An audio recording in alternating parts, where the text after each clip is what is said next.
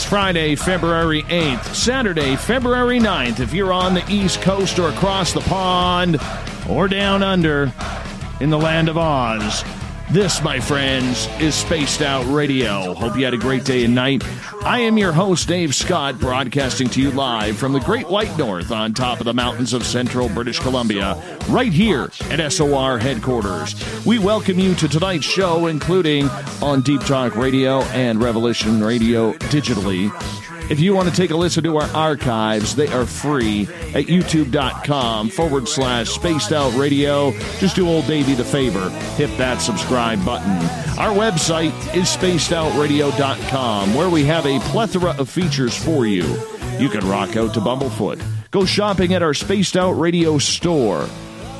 Read up on the SOR Newswire, brought to you by Captain Shirk, and so much more. Tonight's show is brought to you by the YouTube channel Nsuho. Sebastian Martin brings high-quality messages to the masses. Head to our website, click on the Nsuho banner, and subscribe today. Movie director Ronald Farnham is here tonight to discuss some of the stranger conspiracy theories that are out there. Best known for his movie Hollywood and Vine, Ronald, in his spare time, studies up on some of the theories that are out there that go against mainstream science and today's knowledge. Take Flat Earth. It's a theory that, although I can't say that I really buy into it, Ronald has looked into it and brings some very interesting knowledge to the subject, along with the simulation theory. Now, if you're not sure what that is, simulation theory proposes that all of reality, including the Earth and the universe, is in fact an artificial simulation, much like a computer simulation. We're going to get more with that. And then in the bottom of hour number 3, Olaf Phillips is back from Paranoia Magazine for the SOR Newswire. Ronald Farnham, welcome to Spaced Out Radio for the first time. Glad you were here, my friend. How are you?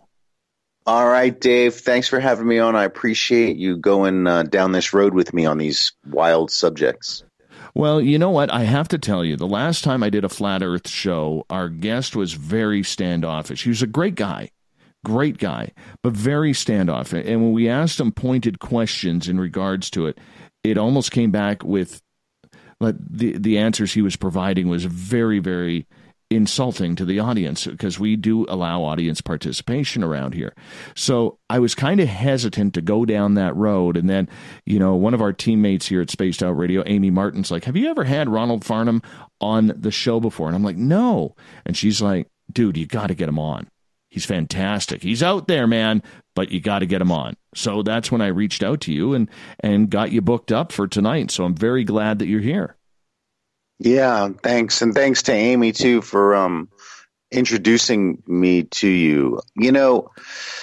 I think that it can be a standoffish topic, really, because our whole way of thinking is completely turned around from what probably is the truth. And I just want your audience to be able to listen to a reasonable explanation for some of the assertions that are starting to really show and paint a picture that not only are we living on a flat plane, but we are in some type of a computer simulation, just like you said. So I'm going to do the best I can to, make your audience understand that there's a really legitimate reason to look at this information. Well, we're going to get into that here in a little bit. But first, Ronald, what I want to do is I want to introduce our audience to you. And you are a movie director. You live down in Florida. In Florida, we like to tease with all the strange news that comes out of Florida on our SOR Newswire every night. So we hope that your name never comes up in that, because we will point and laugh at you, my friend. And I mean that in a good way.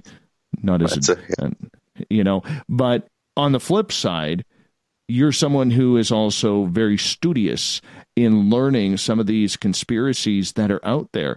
So how do you go from movies to learning about all of these strange conspiracies? Well, actually, before I got into the movie entertainment industry, I was really into the conspiracy world. I had actually worked for the Department of Defense for about 15 years. I held a top secret clearance and worked as a counterterrorism and a signals intelligence analyst, counterterrorism analyst, linguist, liaison. And the whole reason that I got into the intelligence world was because I wanted to have access to all of that information that the general public is not made privy to. So I went into the DoD world and started looking around, and that's when I realized that there's more than just a paranormal conspiracy going on in this world. There is a political conspiracy that is really just kind of, it got to where I realized I was working for the wrong side and being part of the war-making machine. So I resigned at a certain point, and then I got into acting, writing, producing, and directing. And I had put together and I have put together a production company called Enlightenment Through Entertainment, which I put out books and movies based on that theme of enlightenment through entertainment, to enlighten the world through to what I believe are truths that are being repressed and suppressed, and while at the same time entertaining them as much as possible with those projects. Well, that actually brings up a very interesting question, Ronald, because you worked in the intelligence service. And now when you mentioned that you felt you were working for the wrong side, what kind of just really bothered you about working for the war machine, as you put it?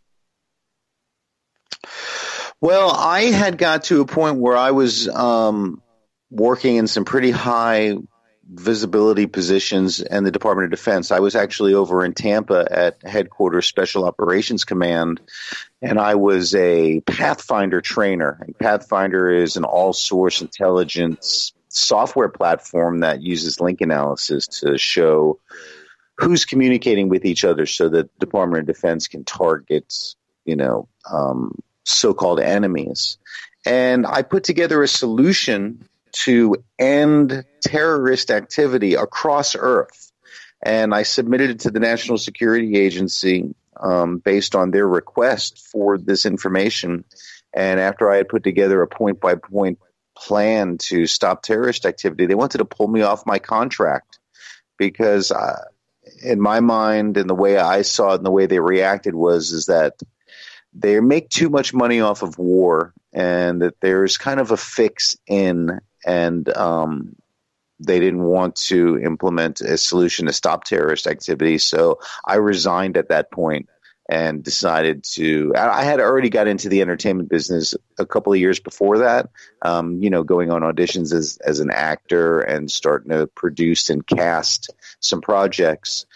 And so I reached that point where it was like, wait a second, I really am not working for a organization that's trying to stop war and save the world, but they're really looking at using our tax money to create war, and make money off of it. So when you had this plan to end terrorism, and they wouldn't hear you because, let's face it, the war machine is what's keeping the economy going the last 25 years, which is sad to say, but that's the reality of it. You must have felt pretty let down that you got the response that you did, that it wasn't about winning against an enemy anymore. It was all about how people can profit. Yeah. Not only was I let down, but my entire world changed when I resigned. I mean, think about it. I was making a good income. I bought a house, cars, had a wife, a child, was doing all those routine things that someone making good money with the government does. And then all of a sudden, one day, it was all gone, and I had to go back to. I had to recreate myself as a professional in the entertainment business. And I pretty much lost everything and had to start all over. But I lost faith in our government at that point. But I started doing research on what is the government? Wow, what is this money all about? What is the solution really to end war? That was one of the things that started driving me was, well, wait a second, I'm going to do everything I can to make projects that are going to end war, end poverty, because those are the two biggest things on our planet, war and poverty. And as I started digging deeper into the truth about the nature of the government, the monetary system, all the different conspiracies, it led me toward some of the biggest conspiracies, which was that the shape of our Earth is not what we've been told. There's no evidence that even shows we're living on a spinning sphere.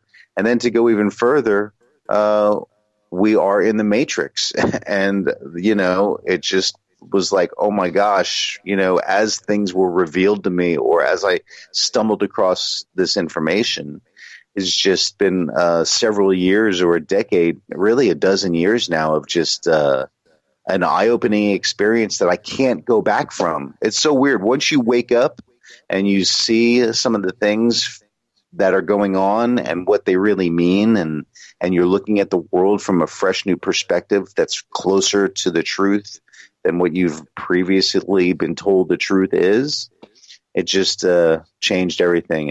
And now I can't go back. And now I'm working on spreading this information as widely as possible, as quickly as possible.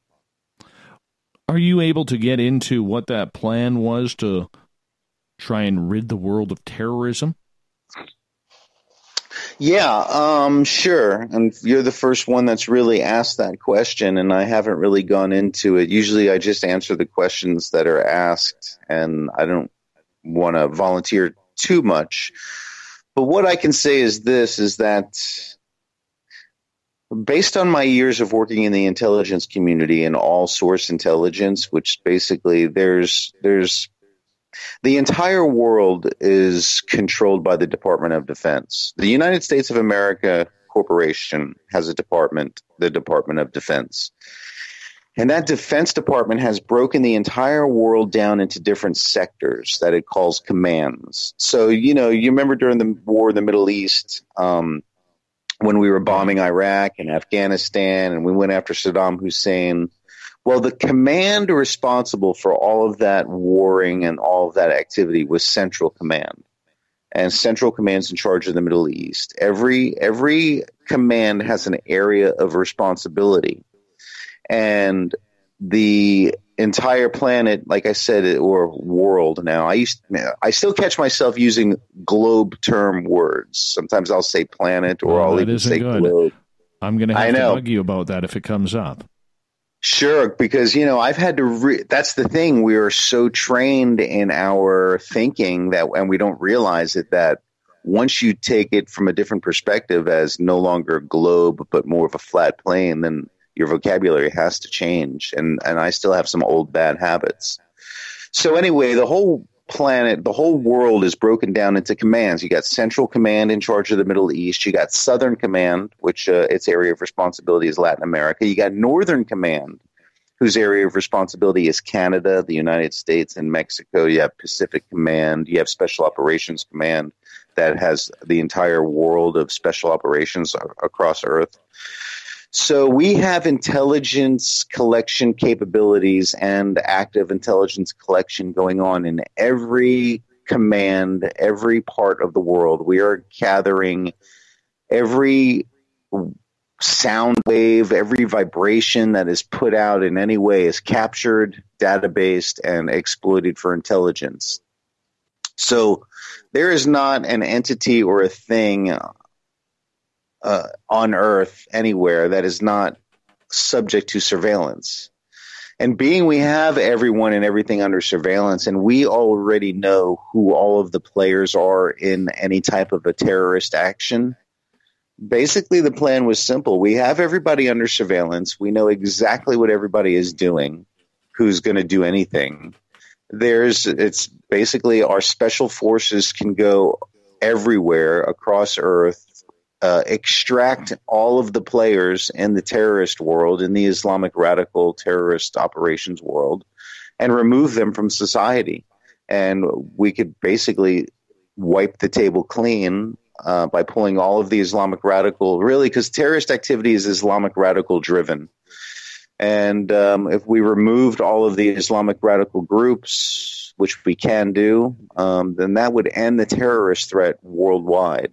And the reason that's kind of would be deemed classified is that not everybody realizes that everything, whether they know it or not, is under surveillance or being captured and databased, especially the internet.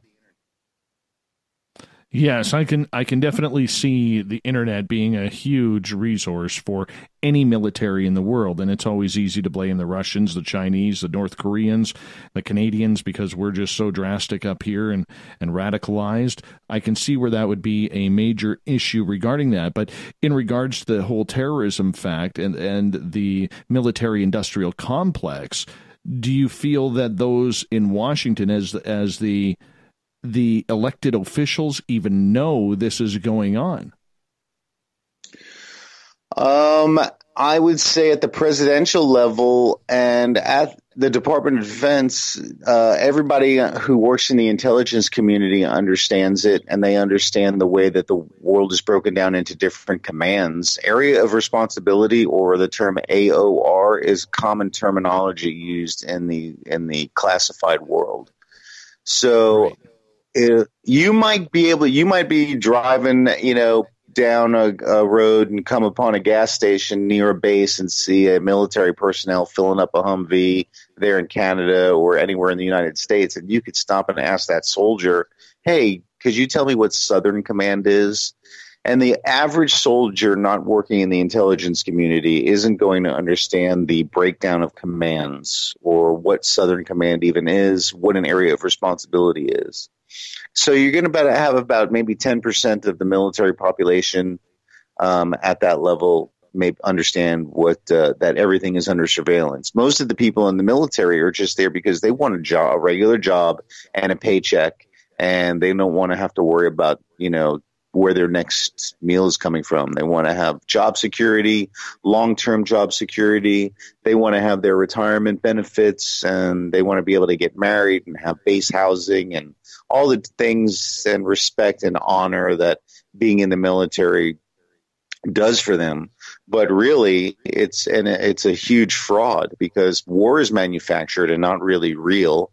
Money isn't even really money. It's Federal Reserve notes that all these soldiers are earning, and they're working for a tyrannical corporation that's just posing as a government. All of the governments across Earth aren't really even governments. They're corporations posing as governments, using taxpayer Federal Reserve notes to fund war efforts and really the oppression of human souls all across Earth. It's a sick and twisted situation that we've been put in by, and they use the mass media to glorify the military. And then people, I have to deal with my own mother, who is hardcore for politics, for war, for army, for President Trump, for all of the rhetoric going on television. And I keep explaining to her every time I get a chance to talk to her that she's just being programmed, to serve this system that's based on rhetoric and fear. And right. So I started really, Before we get too far down into the flat earth theory, we got about 4 minutes left before we go to break. Our guest tonight, Ronald Farnham, is on with us, and we will be discussing flat earth. But in your days, and I don't know if you're able to say this, but in your days as part of the United States military in surveillance and everything, did you ever deal with any off-worlders or hear any communication from off-worlders getting in touch with people on this planet? No, I never was able to get into that information. When I was in Korea around 1997, January 97 to January 98, I was in Korea, and I had an opportunity to look deeper into classified files and started looking around into the top secret databases that I could get into. And everything is so compartmentalized, and I started looking for conspiracy topics that I could do keyword searches on.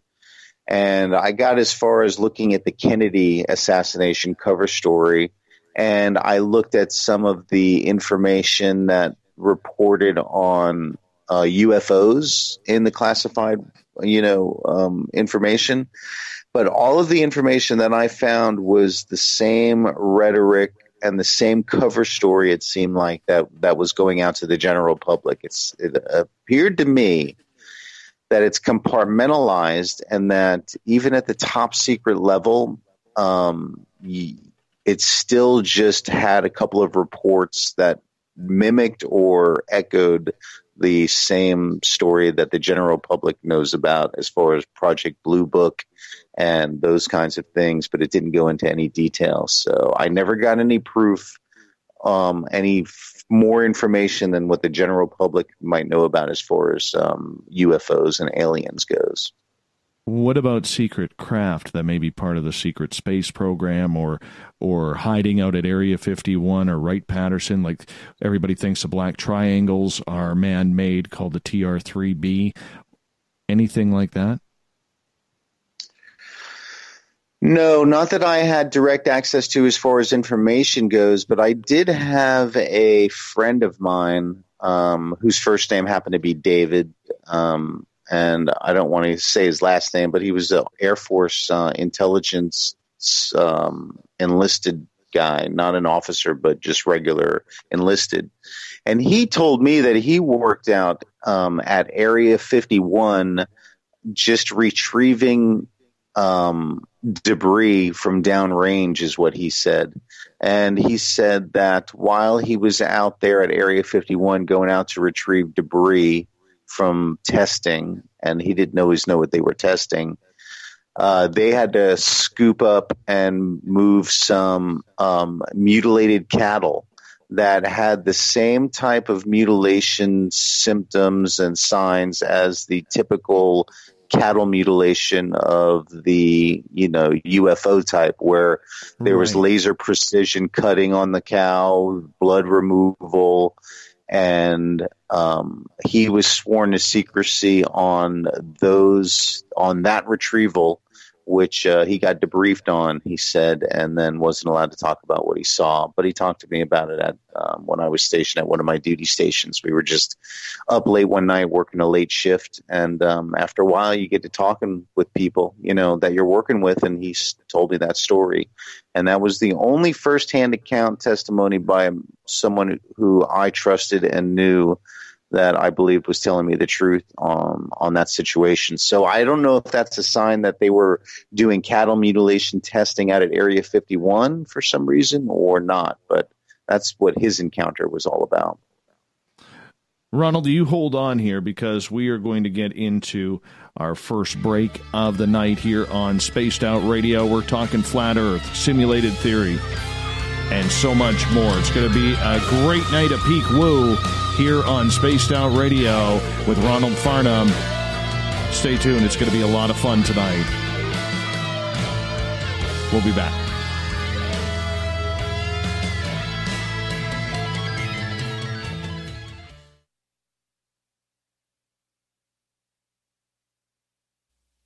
You're listening to Spaced Out Radio Live with Dave Scott on the Deep Talk Radio Network.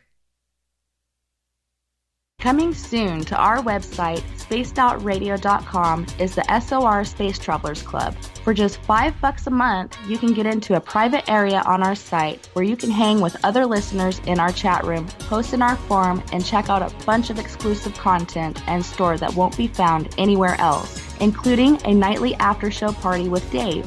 It's going to be the best $5 a month you're going to spend. The SOR Space Travelers, only at spacedoutradio.com. Heading to Vancouver and looking for a night on the town? The Moose Vancouver is the bar that never stops rocking until 2 a.m. every night. The Moose has great food with everything on the menu from $6.95 to $8.95. Fantastic, vibrant staff and rock and roll that will bring you back to when the music was real, the hair was long, and the guitars were rockin'. Get your party on at the Moose Vancouver, the official party bar of Spaced Out Radio.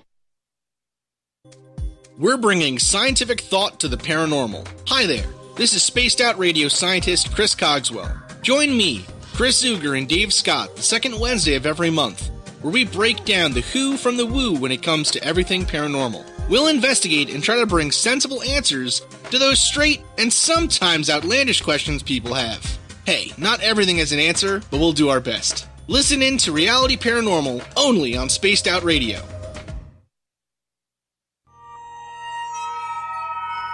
You hear footsteps in the empty room above you.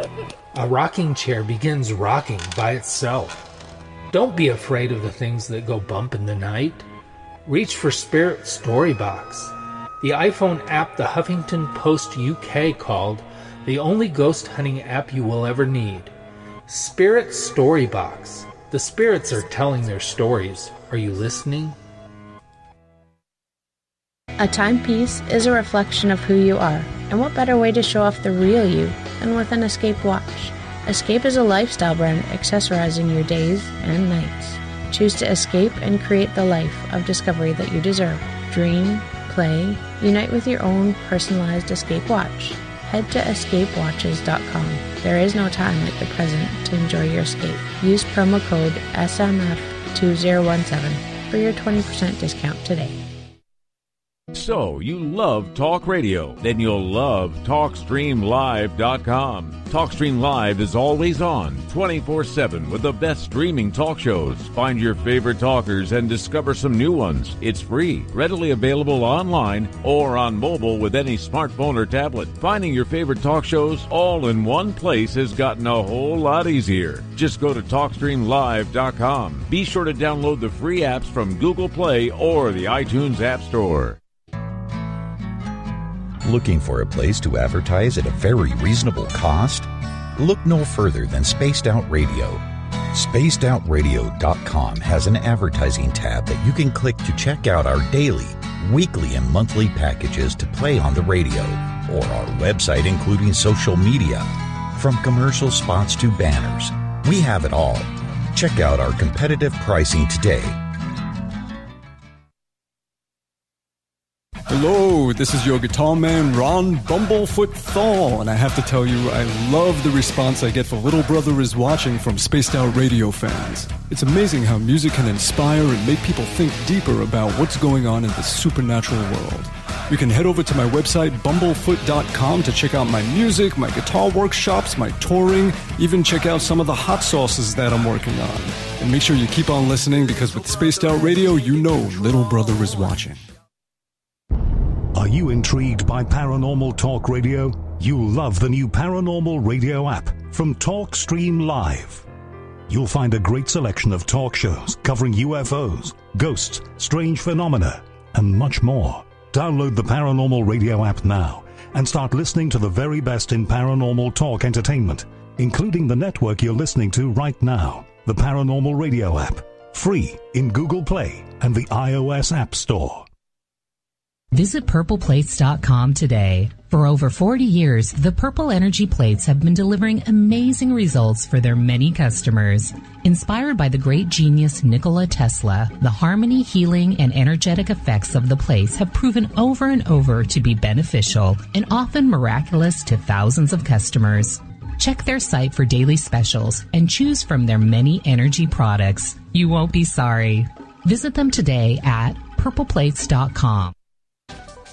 Are you tired of being blocked, shadow banned, or placed in jail for simply posting your thoughts on social media? Social Media Freedom can take care of that for you. Social Media Freedom is the newest and one of the best free new apps that allows you the freedom to post what you want, when you want. It takes seconds to download from your app store. Come join the tribe at Social Media Freedom. It's time to set yourself free. Hi there, this is Geraldine Orozco from San Francisco's Bay Area Meditation.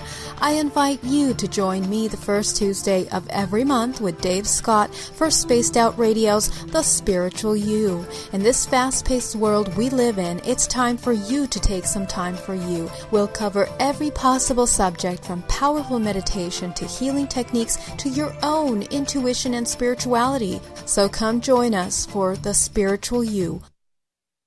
Hi, George Norrie here. Are you ready for UFO MegaCon, the immersion event? 7 days, 8 nights, 50 new speakers, UFO military witnesses, experiencer groups, skywatches, and so much more. Join me at UFO MegaCon, March 24th through the 30th in Laughlin, Nevada. Truly the one and only new information conference of the year. Now check it out at UFOMegaCon.com. That's UFOMegaCon.com. Did you know Spaced Out Radio runs 7 days a week? Hi there, this is Tessa Nicole Thomas, and I'm here to take you on a paranormal journey each Saturday and Sunday night. Why change the station when you have it all right here? Together, we'll hang out and share some strange and scary stories. And don't forget, we have Psychic Sundays as well, so come tune in Spaced Out Weekend. We get going at 9 p.m. Pacific, midnight Eastern, only at spacedoutradio.com, where we own the night.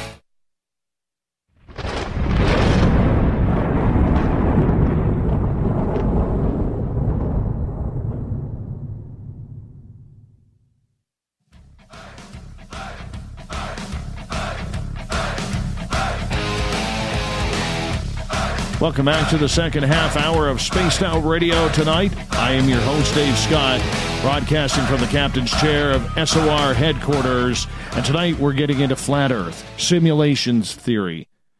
Movie director, former intelligence officer, Ronald Farnham is with us. I apologize. That's twice I've butchered your last name there. That's terrible. It's okay. You're not the only one who does it. I usually have to spell it out for people.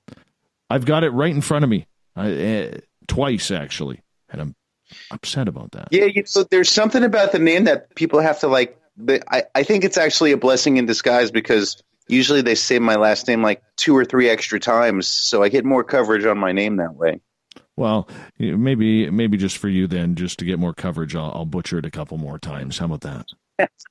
All right, thanks, Dave. Just for you. My friend, in the first half hour, we were talking about your days in the intelligence community that really set you back looking towards flat Earth. And this is a highly controversial theory. Now, everybody knows throughout history that at one point people did believe the Earth was flat. However, I believe it was Galileo or they kind of went sailing around the world and saw the ship disappear, and they decided to map it and kind of looked round. So in your estimation, in regards to the flat Earth theory, how did you start coming across this topic that you wanted to investigate? I started investigating the law first because once I got out of the Department of Defense, I started working on a solution to free all of mankind from oppression, taxes, slavery of all forms, war, and poverty. And so I started doing a lot of research, and then I saw that some of the research led me to the Bible as far as the law goes. I learned that the Bible is really a book of law. And then I started getting into beyond the law part of the Bible, but the parts that religious texts and other religious texts were also books of law, and that they all mentioned the firmament and the flat earth, and the 4 corners of the earth, and pillars, and just all this different terminology that made me start changing my keyword search from, law and finances toward the flat earth. And then the flat earth started leading me toward the simulation theory about, I had to start looking up, well, what's the current scientific view of the earth? And I started finding contradictions between what was being told, what was being shown, and then what ancient historical texts were saying, and now also a large body across earth, a large movement of people, thousands and close to millions of people now starting to get into realizing that there's a strong probability that we are definitely not living on a spinning sphere. And so it was just a matter of one thing led to another, to another, to another. And, here I am now going, hey, my whole world is different than in more ways than I ever thought it was. You learn little bits at a time. One thing is revealed and you start learning a little bit about that. And then another door opens and another door opens. And like you called it before, I think a rabbit hole. Once you go down the rabbit hole, it's hard to get back out of it. And you're not the same once you start trying to take, once you get up and look for air, take a breath and settle down from all the new things that you've learned. My whole reality is different now. Well, I understand that, and I believe that. There are people out there who have try to do some major research into their project of learning whether or not the Earth is flat. But, you know, mainstream science tends to believe that there is a lot going for the round Earth theory. And that's what we've been told, okay? And, like, there's a lot that I'm willing to argue, all right? I'm willing to argue aliens. I'm willing to argue Bigfoot. A lot of people out there don't think Bigfoot is real. I've seen 2 of them. So I think I got a pretty open mind when it comes to this. But I don't think that for literally almost 1,000 years now that they're going to be pulling the wool over our eyes about having a round Earth comparatively to being flat. What would be the purpose of that? It doesn't suit anybody. They are hiding. Okay, that's a good question. Why hide the truth about this from us? That's one of the things I learned in a documentary that I recently watched. And, you know, I really highly recommend your audience just go on and do Google or YouTube and even go to the library and look at flat Earth theories. But why are they hiding this information? Why are they manipulating our minds in such a way? And basically, it's about control. It's about removing our feeling that we are powerful beings and making us feel like insignificant specks of dust in a vast universe, when the exact opposite is true. We are the center of everything going on all around us, and the sky is spinning around over us. We don't even know what's beyond our firmament because we can't even get there. And if you want a people or a population to not rebel, you have to make it appear as though that they have nothing to rebel against, that they are not slaves, that there is no wall up that's keeping them in a prison. You know, if our wall was only 1,000 miles wide instead of 25,000 miles in circumference, then we would quickly find the edge and then start to ask questions, and that would start causing problems. And that's basically what they're doing, is keeping us ignorant of our truth so that we have no power over the responsible choices that we really can make for ourselves. And that's how the few stay in control, keep all of the resources for themselves, and then keep the masses busy and stressed out working for a fiat currency that isn't even really money. So there's a wide conspiracy about all of the different things that we've been indoctrinated into, as education, the globe, the simulation, money, government, politics, war, terrorism. The list goes on and on. Insurance. Hell, you were just talking about insurance, health insurance with me on the break. You know, if you didn't have to worry about money because money isn't even real or fiat currency isn't, then you really wouldn't have to worry about insurance. Everything would be taken care of. And that's a whole other road that we can talk about if we have time to. Well, we can get into that in a little bit here, but I mean, here's the thing. When you were working for the DOD in intelligence, did you not see any photographs from satellites or anything that showed a round Earth? No, all I saw was actually data, technical data. There's technical summaries and there's SIG sums, they're called, and tech sums. And we have PHOTINT, which is photographic intelligence, technical summaries, signals intelligence summaries, measurements and signatures intelligence, which is the measurement of all signatures, measurable signatures put out by anything that vibrates. And MASINT, PHOTINT, ELINT, electronic intelligence, all of the different intelligences put out numbers and data. And I actually worked in the Signals Intelligence Overhead Collection Management Office at Headquarters Central Command at MacDill Air Force Base in Tampa, Florida, for 3 years.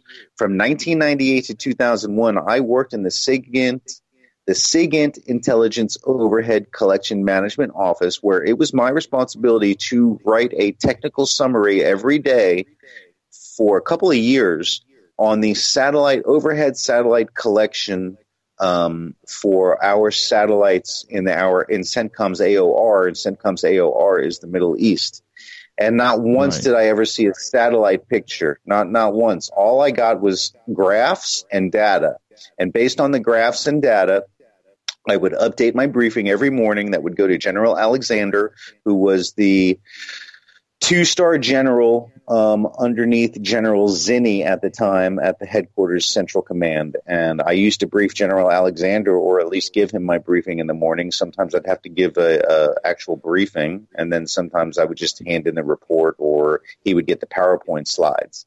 So we had satellite coverage over the Middle East that I never saw pictures of, period. It's only digital data.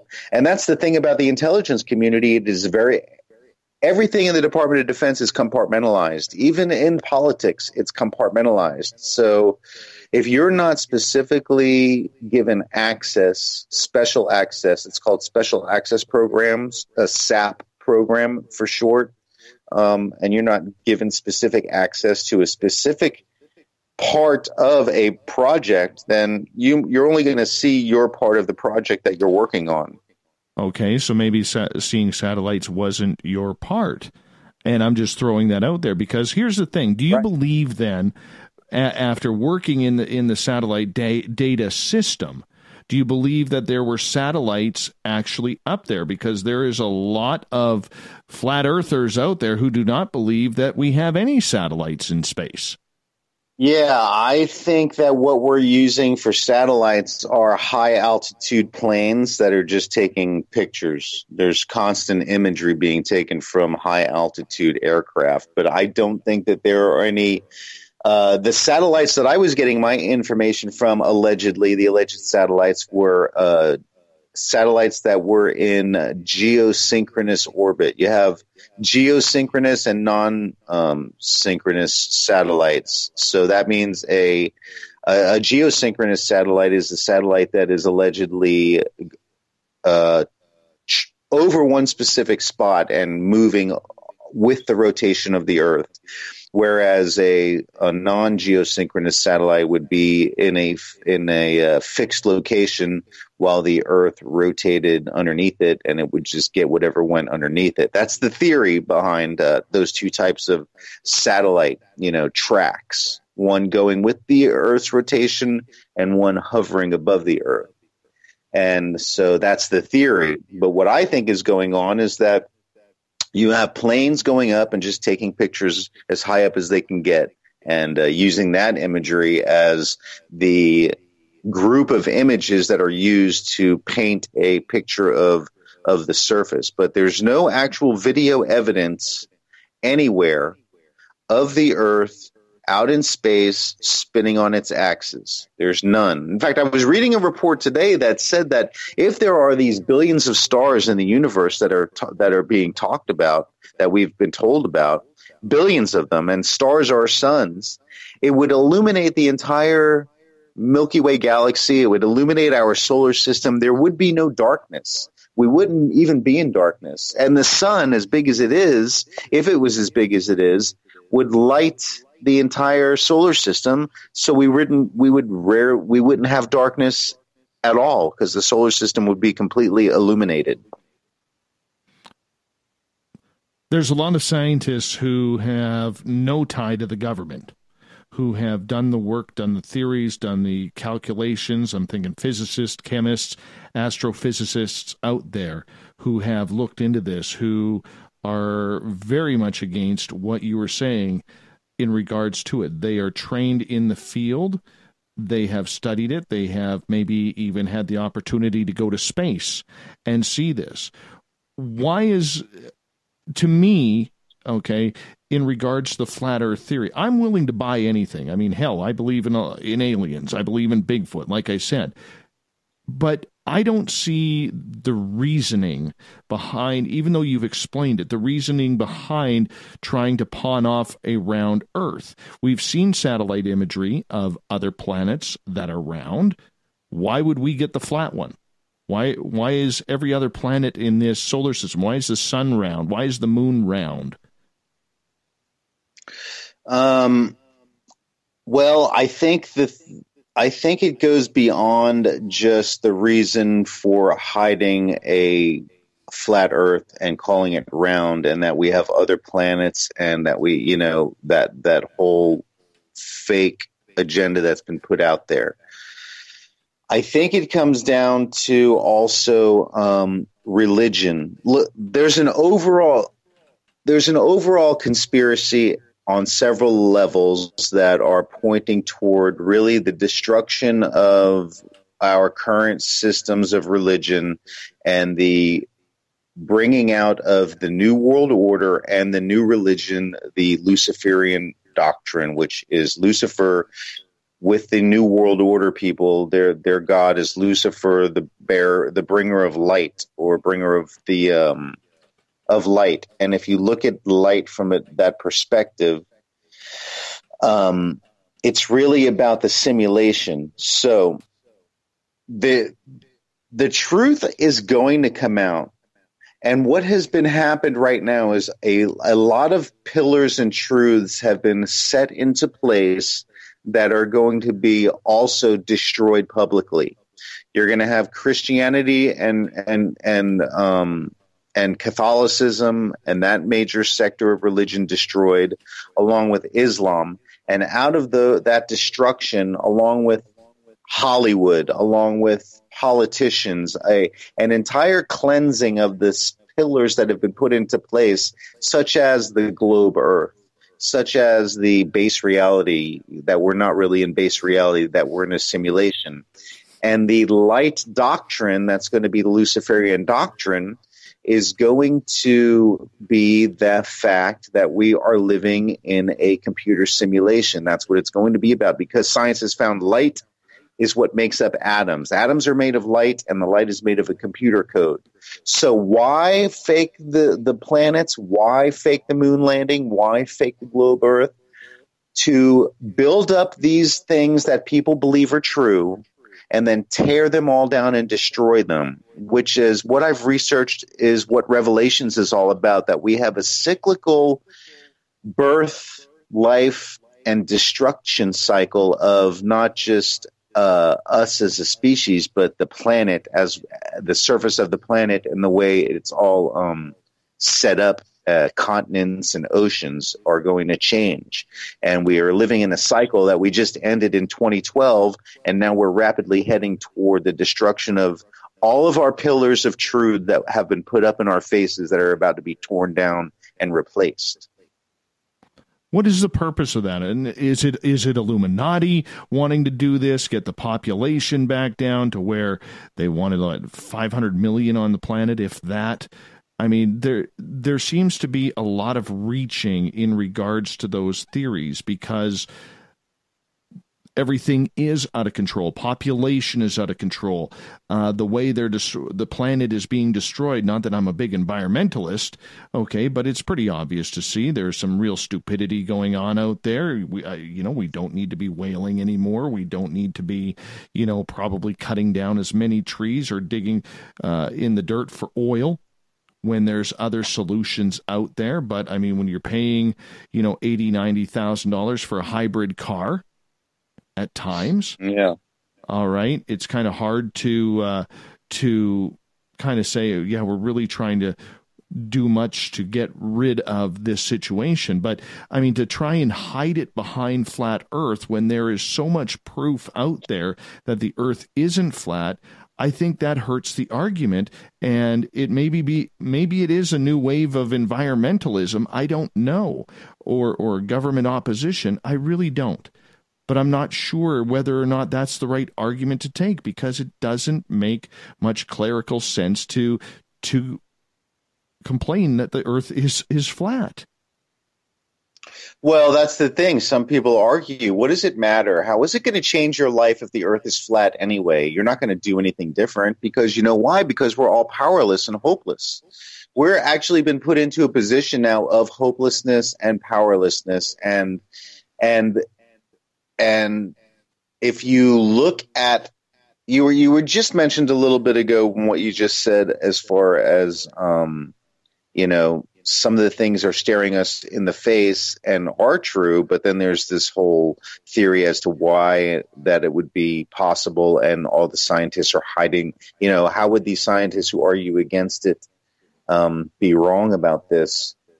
What has happened is I don't know if you ever heard about the Albert Pike letter to Mazzini, the head of the guy who started the mafia. Have you ever heard of that letter of that Albert Pike, a Civil War Freemason general, wrote to Mazzini? You know about that? I can say that I have not. Okay, well, it's a historical archived letter. It exists, and it was written in the mid 1800s. General Albert Pike has a statue of himself in Washington, D.C. He's one of the few generals that has one, and he was a failed general. And he was also a Freemason, and he bestowed the 33rd degree on the president that gave him a pardon for his abysmal acts as a general, and even I think he even fled war and was a deserter. But he was pardoned after he gave the 33rd degree to the president that pardoned him. And I can't remember that president off the top of my head. But the Albert Pike letter laid out the 3 stages of the 3 major world wars, their plan that would, at the culmination of the Third World War, which we are now coming out of, the global war on terror, which was designed to destroy Christianity and Islam at the same time, and then bring out the Luciferian doctrine. And it would leave us all hopeless and helpless across Earth, begging for some type of a solution. And out of that, we are headed toward that final solution. Right. And like you mentioned before, keeping a population under 500 million, which is actually what the first commandment is on the Georgia Guidestones, which is, I even mentioned that in the movie. Yeah. Right there. I'm going to get you to hold on. We're going to go to break here at the bottom of the hour. Ronald Farnham is our guest tonight. We're talking flat Earth. We're going to get into it big time coming up in the next half hour of Spaced Out Radio. Looking for the stories of the strange and weird that you will find hard to find anywhere else? Check out the SOR Newswire on our website. Our writers, led by Captain Shirk, are scouring the world for the oddest and most bizarre stories we can find. Everything from weird crime to suspenseful and paranormal. We're working hard for you to bring you the most intriguing news of your day. Check out the SOR Newswire at spacedoutradio.com today. Every night on Spaced Out Radio, we have places for you to hang out. Hi, this is Carl. Join our SOR Space Travelers group on Facebook for live chat. On Twitter, using hashtag Spaced Out Radio. You can also join us in our Spreaker chat room. Check us out on Instagram at Dave Scott SOR. All of our archives are free on YouTube at Spaced Out Radio. By the way, I'll be watching you at your window until you do. Bye! You're listening to Spaced Out Radio Live with Dave Scott on the Deep Talk Radio Network. Looking for a place to advertise at a very reasonable cost? Look no further than Spaced Out Radio. SpacedOutRadio.com has an advertising tab that you can click to check out our daily, weekly, and monthly packages to play on the radio, or our website including social media. From commercial spots to banners, we have it all. Check out our competitive pricing today. The Call of the Wild is in Vancouver. The Moose Vancouver is one of the hottest bars and restaurants in the city. Open until 2 a.m. nightly, the Moose will rock you like a hurricane all night long. Great food with everything on the menu at $6.95 near the corner of Nelson and Granville. Get your horns up and come rock with us. The Moose Vancouver, the official rocking bar of Spaced Out Radio. Find your escape where time has no limits. It's about living today and cherishing the heritage of yesterday. A spirit of adventure for what is new with the nostalgia of the past. Your timepiece is a reflection of who you are. Life surrounded by beauty from the world around us to the soul within. EscapeWatches.com. There is no time like the present to enjoy your escape. Use promo code SMF2017 for your 20% discount today. On the first Tuesday of every month, I encourage you to come along for a journey with me, Geraldine Orozco, on The Spiritual You. Together, we will take a look at how to access the highest expression of yourself and change your life. Consciousness, ET contact, health, and wellness, we can talk about it all. So come along for a spiritual ride with me, Geraldine Orozco, on The Spiritual You, only on Spaced Out Radio. Get your horns up with me on Spaced Out Radio. This is Ron Bumblefoot THAL. Come tune in to SOR where you can hear me rock out with Little Brother Is Watching, the official theme song of Spaced Out Radio. And then come on over to bumblefoot.com where you can find out about my tour schedule, my music, and everything else. Bumblefoot.com keeps you up to date on what I'm doing and the best way to stay in touch with my music and music camps. Sign up for my newsletter at bumblefoot.com and remember, Little Brother Is Watching. The freedom to post what you want, when you want. That's the social media freedom you need. Social Media Freedom is the free app in your app store. No need to worry about going to jail or being shadow banned any longer. It's the freedom to say what you feel. The freedom to know Big Brother isn't watching. It's the way social media is supposed to be. Social Media Freedom. It's time to set yourself free. Download from your app store today. So, you love talk radio? Then you'll love TalkStreamLive.com. TalkStream Live is always on, 24/7 with the best streaming talk shows. Find your favorite talkers and discover some new ones. It's free, readily available online or on mobile with any smartphone or tablet. Finding your favorite talk shows all in one place has gotten a whole lot easier. Just go to TalkStreamLive.com. Be sure to download the free apps from Google Play or the iTunes App Store. Hey, this is Canadian Paranormal Investigator Mike Moore. The third Wednesday of every month, I'll be teaming up with Dave Scott to bring you Ghosts of the Great White North.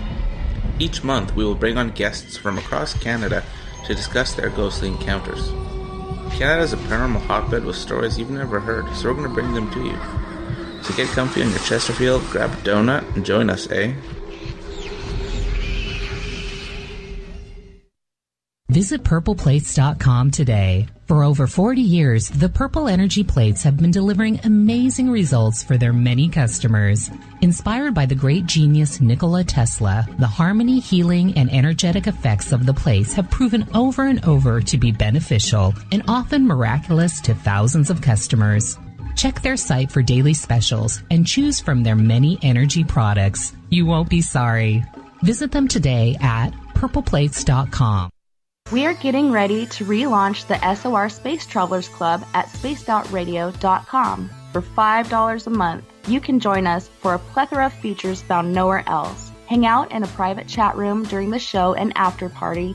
You can check out some exclusive content and a store specifically for you, as well as a private listener forum where you can post your thoughts, stories, and pictures. The SOR Space Travelers Club, coming soon to spacedoutradio.com.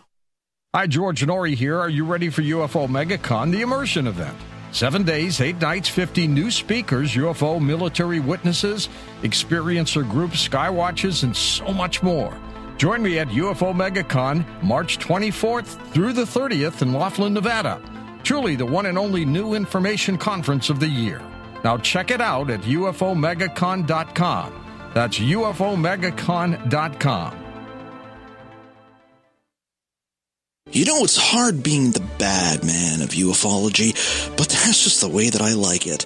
This is Chris George Zuger, and I'll be hanging out with Dave Scott and SOR scientist Chris Cogswell for Reality Paranormal, the second Wednesday of every month. And our job is to break it down and come to conclusions as to what is really going on in the supernatural world. I'd love for you to join us right here on Spaced Out Radio. You hear footsteps in the empty room above you. A rocking chair begins rocking by itself. Don't be afraid of the things that go bump in the night. Reach for Spirit Storybox, the iPhone app the Huffington Post UK called the only ghost hunting app you will ever need. Spirit Story Box. The spirits are telling their stories. Are you listening? You're listening to Spaced Out Radio with Dave Scott. Follow Dave on Twitter at Spaced Out Radio and on Facebook, Spaced Out Radio Show. Welcome back to hour number 2 of Spaced Out Radio. Tonight, I am your host, Dave Scott. Thank you so much for being with us this weekend while I am off in the wilderness finding my Zen and my Chi. Tessa Nicole Thomas is back for Spaced Out Weekend. We get going at 9:06 Pacific, 12 o'clock Eastern at spacedoutradio.com. We welcome back everyone listening in on our terrestrial affiliates, including KZFX 93.7 FM in Ridgecrest, California, WQEE 99.1 FM in Noonan, Georgia, UPRN in New Orleans, Louisiana, and of course our digital networks, Revolution Radio and Deep Talk Radio. Don't forget, all of our archives are free for you at youtube.com/Spaced Out Radio. Just do old Davey the favor, hit that subscribe button. The Desert Clam has set the password for tonight in the SOR Space Travelers Club. Mumpsimus. Mumpsimus is your password. Make sure you use it wisely, Space Travelers, as the Clam sets the password each and every night right here on the mighty SOR. Our website is spacedoutradio.com, where we have a plethora of features for you. You can rock out to Bumblefoot. Go shopping right now at our Spaced Out Radio store. You would look good in one of our T-shirts, hats, hoodies, and so much more. And of course, if you're looking for the news that's weird and strange, we have Captain Shirk's SOR Newswire as well. We're talking flat Earth tonight. Researcher Ronald Farnham is our guest, as we are going to get into the flat Earth theory pretty heavily here in the next hour. Ronald, welcome back to the show. Thanks, Dave, and thank you for being a really good host and letting me kind of feel not judged. I appreciate you letting me, get this information out to something that's probably difficult for the audience to wrap their head around, the flat Earth. And most of the people, I'm sure your audience, until somebody mentions it, you don't really even think about the possibility that you're not living on a spinning ball. Like I just never even realized I wasn't thinking about it until I started going, oh my gosh, there's a strong probability we're not living on a spinning ball. And then I looked, and what your audience, Dave, what I found was the book by Eric Dubé called 200 Proofs Earth is Not a Spinning Ball. It's probably the go-to book right now for the flat Earth world, along with some other people who have put out some information and videos. And so that's, I think, one of the things that your audience is going to run into when they do start searching for this information. Well, you know what? It's not my job to influence the audience on either way of thinking. It's my job to ask the questions. It's my job to bring the answers out of you, the guest, into why you think. They're allowed to think what they want. And we got some pretty smart people. We have a lot of scientists who listen to this show. We have a lot of people who are very knowledgeable and educated. We're very lucky with that. And by the way, I do want to mention one of our frequent chatters in the SOR Space Travelers Club, Uncle Dale, and his Power Stash are celebrating a birthday today. So happy birthday, Uncle Dale, and your Power Stash. We always like to promote good hair and mustaches and beards around here, Ronald. It's one of the things that we do around here. So we want to say happy birthday to Dale again, and hope happy birthday, Dale! I just got a haircut today for Dale's birthday, so interesting. I got a haircut today, and we're talking about that. All right. In hour number 2 here, I always like to bring in some audience questions, and of course, they are lining up for you here. Do you mind if we get to a few before we get to some flat Earth facts that you believe are facts? Oh, go ahead, please. Bring it on, audience. All right, let's start with Gail. She is asking, do you also believe the other planets are also flat? Oh, that's awesome, because I started wondering, where are they getting these pictures and ideas of what the other planets look like? I think I flew over South Africa in 2016. I went to South Africa. I went to Cape Town and Johannesburg and I flew from Cape Town to Johannesburg and Johannesburg back to Cape Town. And that terrain, as we were flying over it, I swear it was orange. It looked like it could be Mars. So I think some of this footage is fake, first of all. The pictures and everything like that can be shot anywhere on Earth. We don't know who's taking pictures of what or where. Or if you understand the flat Earth map, the flat Earth map is also the United Nations map. If you look at the United Nations map, as you get into this further research, you'll see that they use the flat Earth map. From a scientist and flat earther from a couple thousand years ago, Al-Rabimi, and he's got a statue of himself in India. Anyway, that map is used, and this what Antarctic is, it's not a continent on the South Pole, but an ice ring around us. Now, I've seen crop circles that look like they show the different ice rings and their path to each other, that not only are we on a flat plain, but a very extensive and large flat plain with a series of earth ponds. So perhaps the whole thing is, all the planets and that stuff is just fake, and they've airbrushed them and painted them, or perhaps it's other Earth-like ponds on this flat plain. But I don't know if we can get outside of this firmament wall, or what the technology is to penetrate it to get outside of the firmament, because the theory is that the Antarctic is a ice barrier, a circle around us, and that on the other side of that are other ponds. So to answer her question, I think there's a possibility of two things, that it's all CGI or it's other earth ponds on other parts of the flat plain. So I think it's combination of that or one or the other. Nelson Dellis, who was on this show trying to summit Mount Everest, says from that altitude you can see the curvature of the Earth. He hasn't summited yet. He's been very close, but even as high as he got, when he looked around, he could see the curvature of the horizon. There are people out there that and that goes for one. Yeah, I hear what you're saying, but there's no one's ever taken a picture or video footage of the curvature. It's impossible. In fact, if you go to Eric Dubé's the very first thing he says as one of the 200 proofs is the horizon always appears perfectly flat, 360 degrees around the observer, regardless of altitude. All amateur balloon, rocket, plane, and drone footage show a completely flat horizon over 20 plus miles high. Only NASA and other government space agencies show curvature in, what it seems like are faked or CGI photos and videos. What about when Felix Baumgartner in 2012 jumped from the Red Bull Stratos, setting the world record for skydiving? Yeah, actually, and you know what? He mentions that in his book. In fact, I just read about him today, Felix Baumgartner. I'm looking for what he says about that. But basically, the footage from there is GoPro and fisheye lenses. All lenses. Here's another thing about sight that people do not understand. All lenses are fisheye, and our eye lenses of our eye, that's a fisheye also.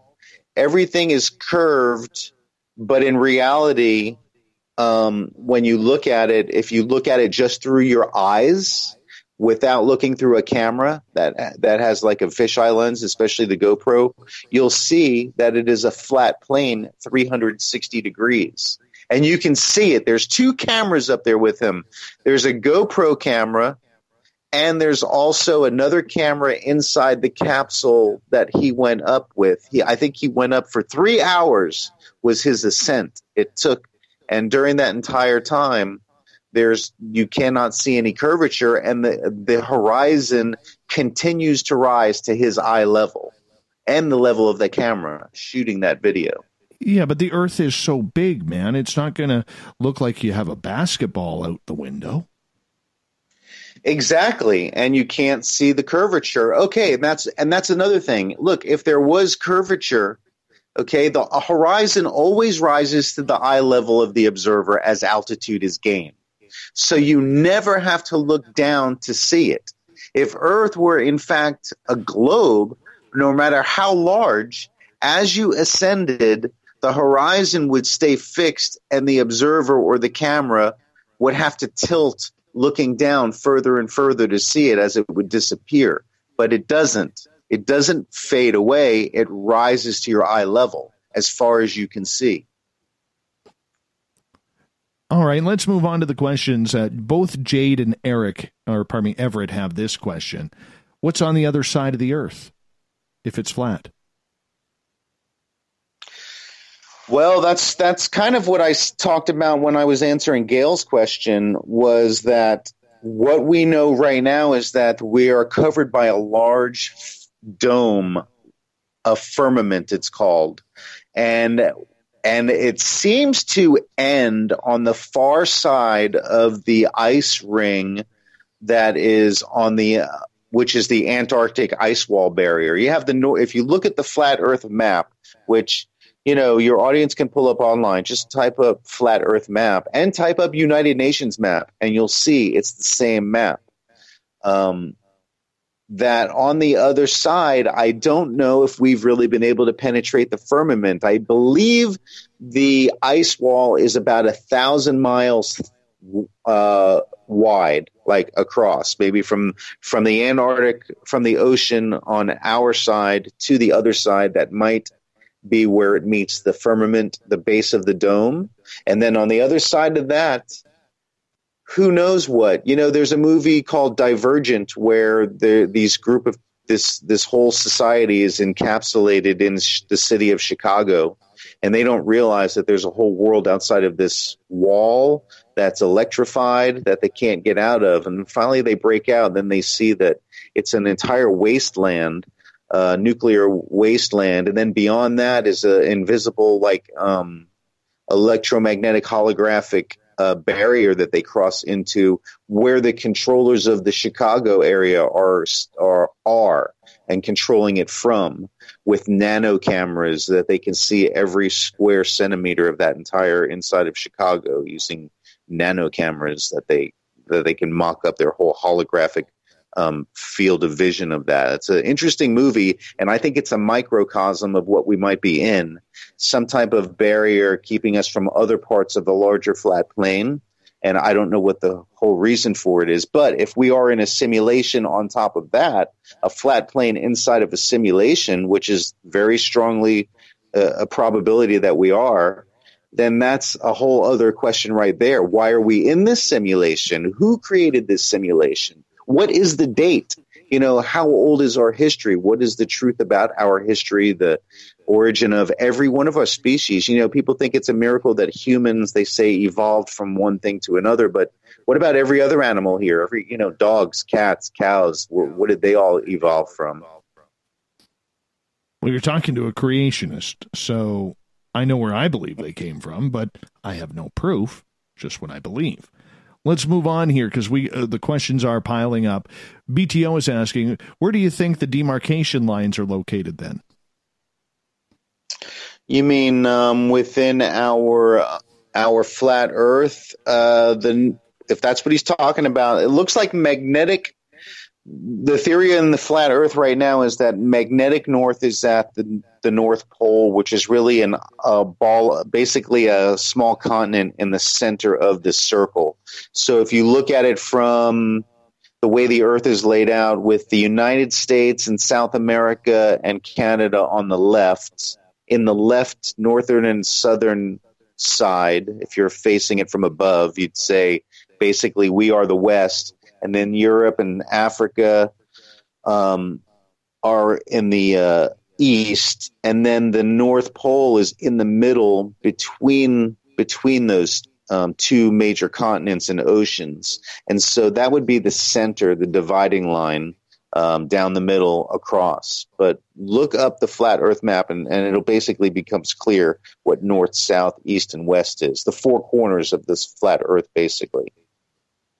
All right. How come people then in the southern hemisphere, if we're flat, there would be no hemisphere or equator? So how come people in the southern hemisphere like Australia can't see the North Star? Oh, well, we didn't really get into yet how the sun, moon, and stars actually operate. And that's a good question. If you look at there's videos out there of the pattern of the sun and moon and the way that they go around in a circle, almost looking like a yin-yang ball, where they are traveling above us only about 3,000 miles. And now I was just reading today more about it. Just, I wanted to have some fresh facts in my head because there's so much in this that I don't know if your audience realizes, but the sun and moon in the sky during certain times are exactly the same size. So there are these two light disks, each emitting their own kind of light. In fact, the moon emits a cooler, darker, and it's self-illuminating, and it's self-illuminating, and it emits a cooler, lighter, whiter light. And the sun emits its own yellow, more kind of less corrosive light. And the two are totally different light spectrums. Yet when you look up in science, like do a Google search, how does the moon illuminate? Science says that it reflects sunlight, but that's already been proven to be not true. So you have these two self-illuminating disks in the sky that control us through light waves. And, it controls our circadian rhythm and everything. It controls how long we think time is and each day is. And so you have the North Pole star, which is over the North Pole, and all of the stars are spinning around us. If you look at the star patterns and pictures of it, it looks like it's moving in just the same circles above our head over and over again, which would be impossible day after day. If the Earth is spinning wobbling at 1,000 miles per hour. That's what science tells us, that the Earth is a globe tilted on its axis, spinning at 1,000 miles an hour.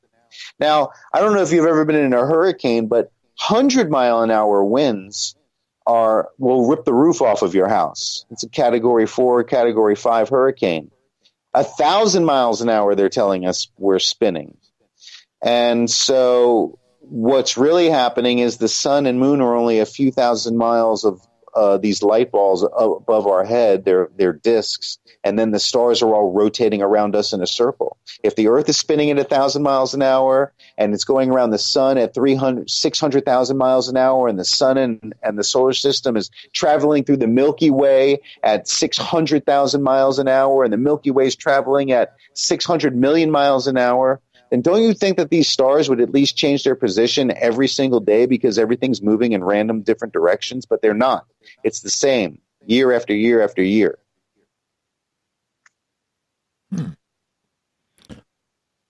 Okay, well, with that then, if we look at the moon and focus on the moon for a quick second here. Yeah. I'm assuming then you do not believe that the Apollo astronauts went to the moon then. Right. I do not. I think Stanley Kubrick did the front screen projection for the moon landing, and he did it in a studio in North Hollywood, California.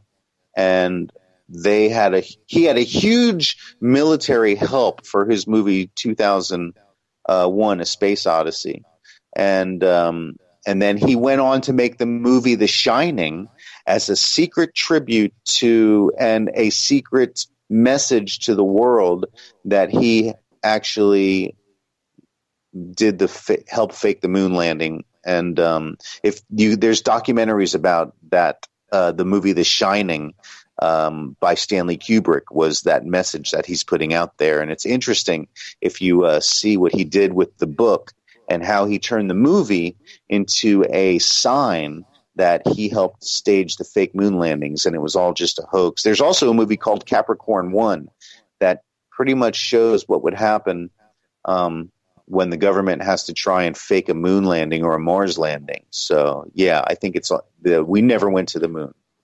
So in your theory, then, it's because we live in a bubble, we couldn't get through that bubble to get to the moon.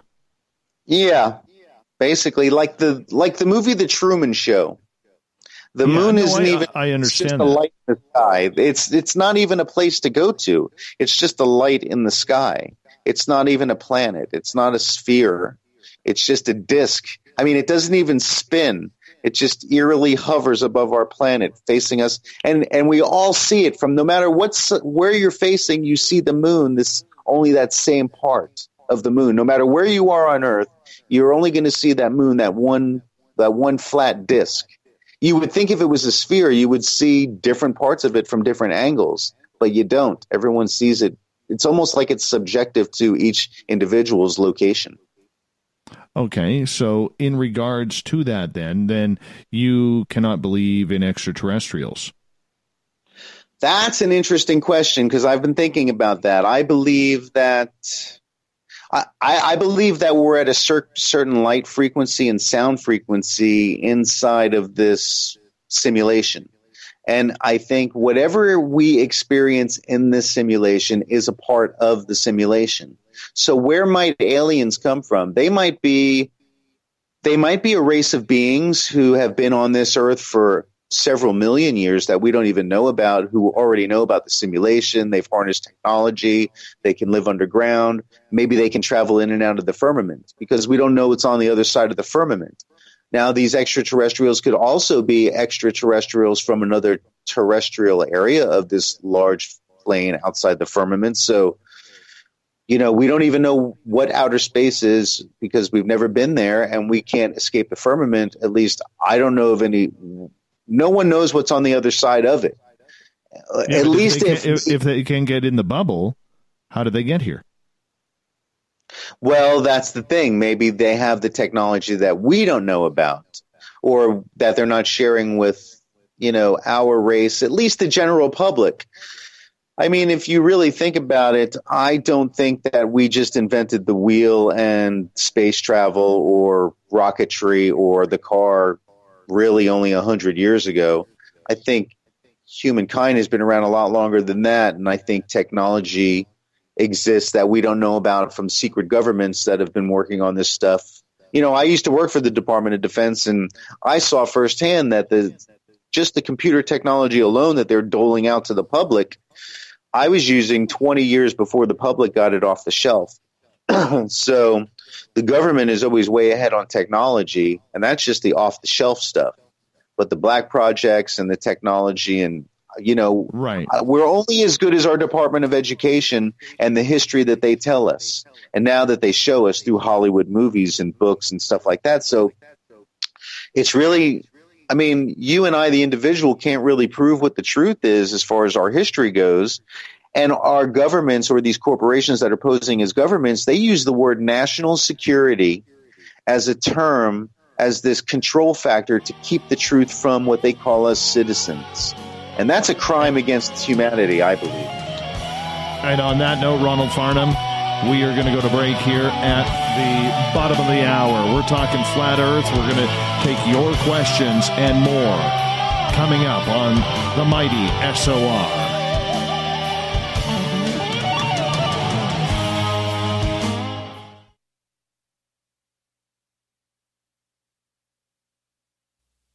You're listening to Spaced Out Radio Live with Dave Scott on the Deep Talk Radio Network.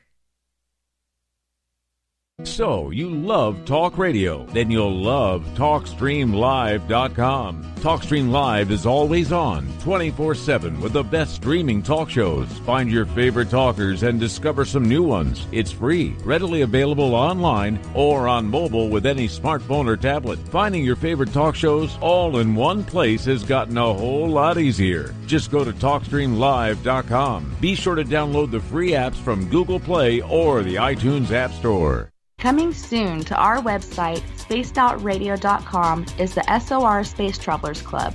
For just $5 a month, you can get into a private area on our site where you can hang with other listeners in our chat room, post in our forum, and check out a bunch of exclusive content and store that won't be found anywhere else, including a nightly after-show party with Dave. It's going to be the best $5 a month you're going to spend. The SOR Space Travelers, only at spacedoutradio.com. Looking for a place to advertise at a very reasonable cost? look no further than Spaced Out Radio. SpacedOutRadio.com has an advertising tab that you can click to check out our daily, weekly, and monthly packages to play on the radio, or our website including social media. From commercial spots to banners, we have it all. Check out our competitive pricing today.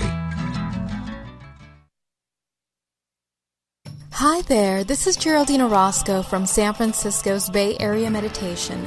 I invite you to join me the first Tuesday of every month with Dave Scott for Spaced Out Radio's The Spiritual You. In this fast-paced world we live in, it's time for you to take some time for you. We'll cover every possible subject from powerful meditation to healing techniques to your own intuition and spirituality. So come join us for The Spiritual You. Did you know Spaced Out Radio runs 7 days a week? Hi there, this is Tessa Nicole Thomas, and I'm here to take you on a paranormal journey each Saturday and Sunday night.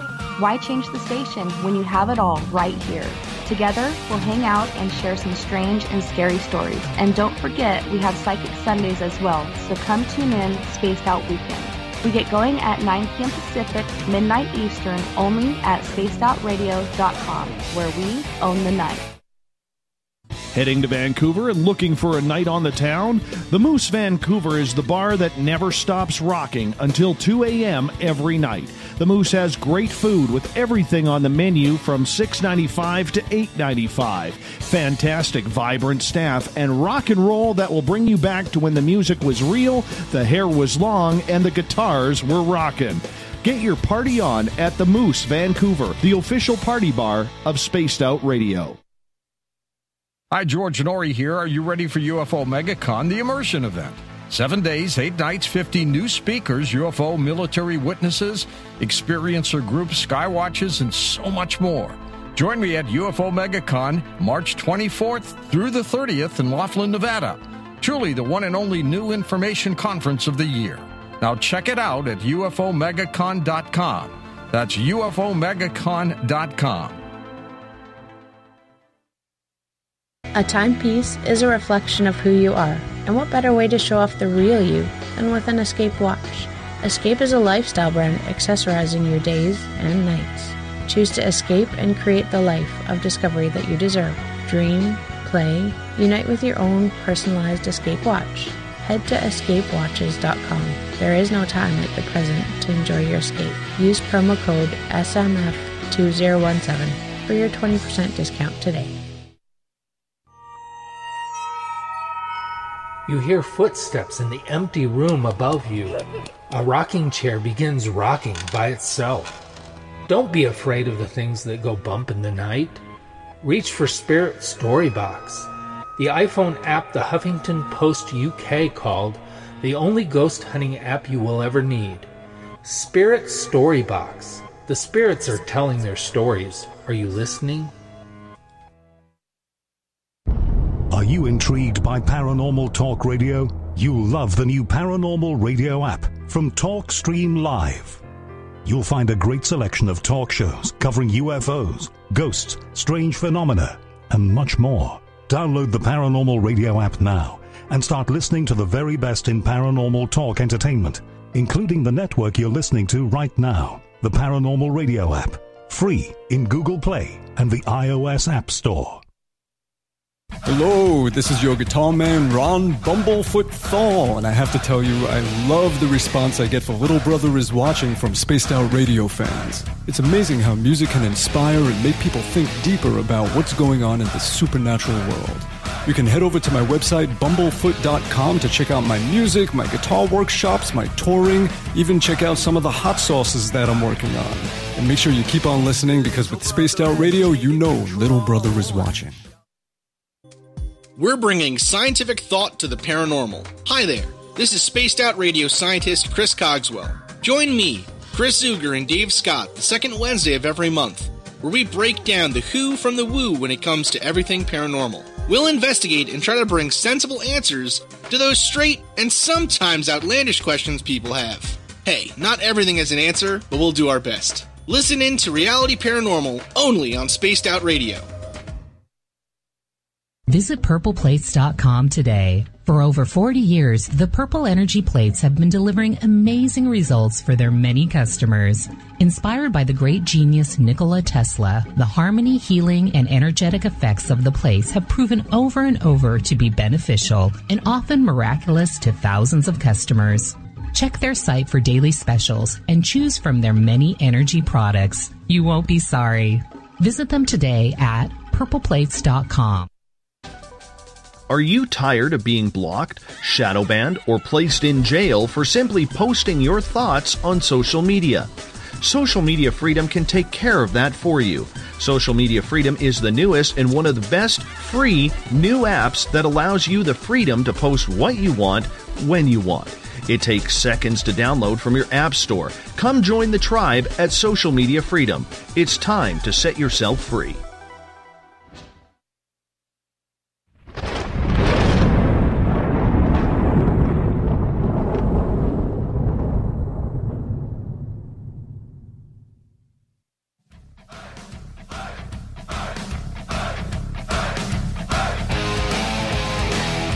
We're past the halfway point of Spaced Out Radio tonight. So glad you're joining us on this Friday night, early Saturday morning, wherever you are on this globe of a planet. See what I did there? I am Dave Scott. Your host, sitting in the captain's chair of SOR headquarters. Hey, if you get the opportunity while you're listening, head to our website, spacedoutradio.com. Go to our store. You'd look good in one of our T-shirts. You'd look good in one of our hats, hoodies, beanies, socks, even a towel. Yes, you'd look good in our towels. We got it all at spacedoutradio.com. Click on the shop banner. Talking flat earth tonight, Ronald Farnham is our guest tonight. He is a former intelligence officer in the United States military. He is a movie director, and now he's a flat earther. Welcome back, Ronald. Thanks, Dave. Thanks for having me. I appreciate it. You know, the movie directing thing is really kind of that's actually shown my progress through this body of information, because when I did Hollywood and Vine, which is my movie that's on Amazon Prime right now, I actually made that movie from a globe standpoint, and I can see the way that the dialogue and some of the things in it. Now, it's more of a conspiracy sovereignty movie, but it's also, now, if I had to go back and change things about that movie, there's certain things I would change about it that would make it also mention and point toward flat Earth.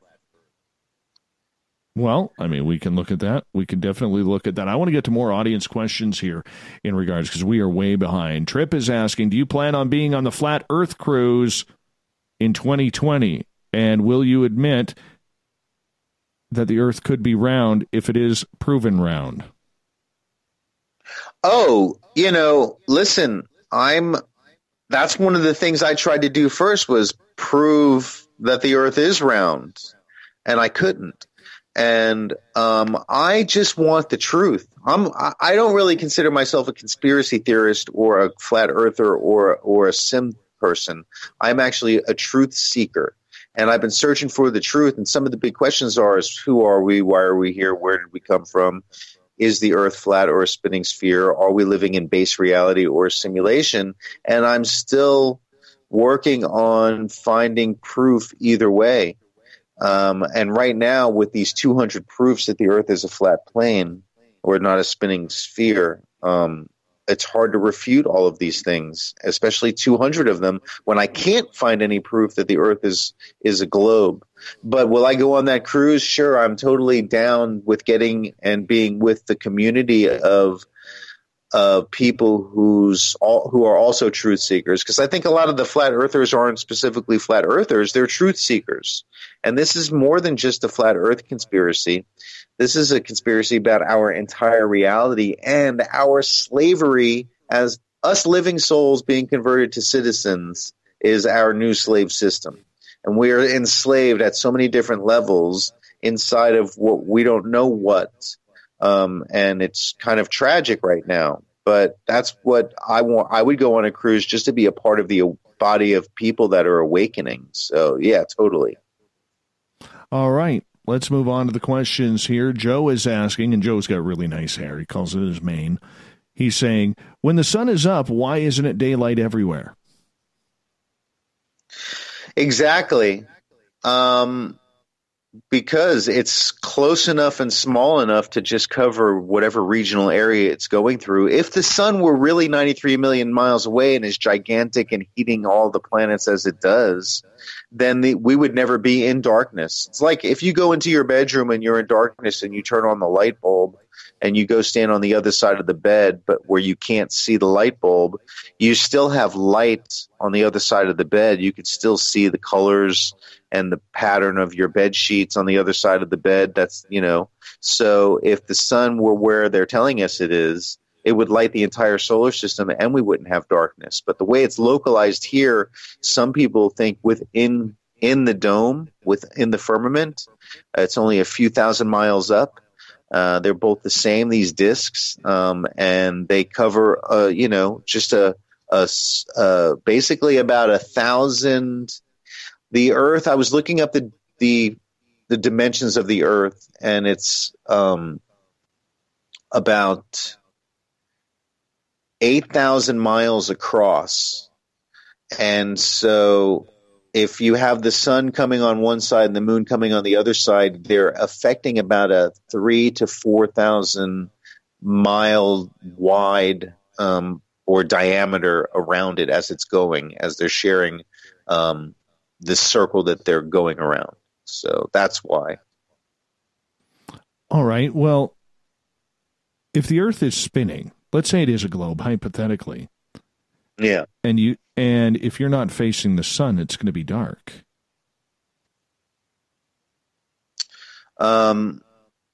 Well, the sun just vanishes. Vanishing perspective, anything. If you watch the sun disappear, it stays at your eye level on the horizon, and it appears to go out of sight and to become dark. But it's really just moving out of its area that it's shining on. It only has a certain distance that it'll cover in light. So even if you're facing the sun as it's going away, if you're facing west, it's still going to disappear with the law of vanishing perspective out on the horizon, that flat horizon that stays at eye level. So where are they manning the spotlights then for the eclipse that just happened? Well, I think on top of the flat Earth is the sim theory. So if you look at it as a simulation, I'd say that nobody's manning it. I think it's an algorithm. Science has found that all atoms, everything's made of atoms, right? That's what we were taught in school in science. Everything's made of atoms, right. And that's pretty much the smallest thing. And then they found the electrons and the protons that make up the, and the neutrons that make up the atoms.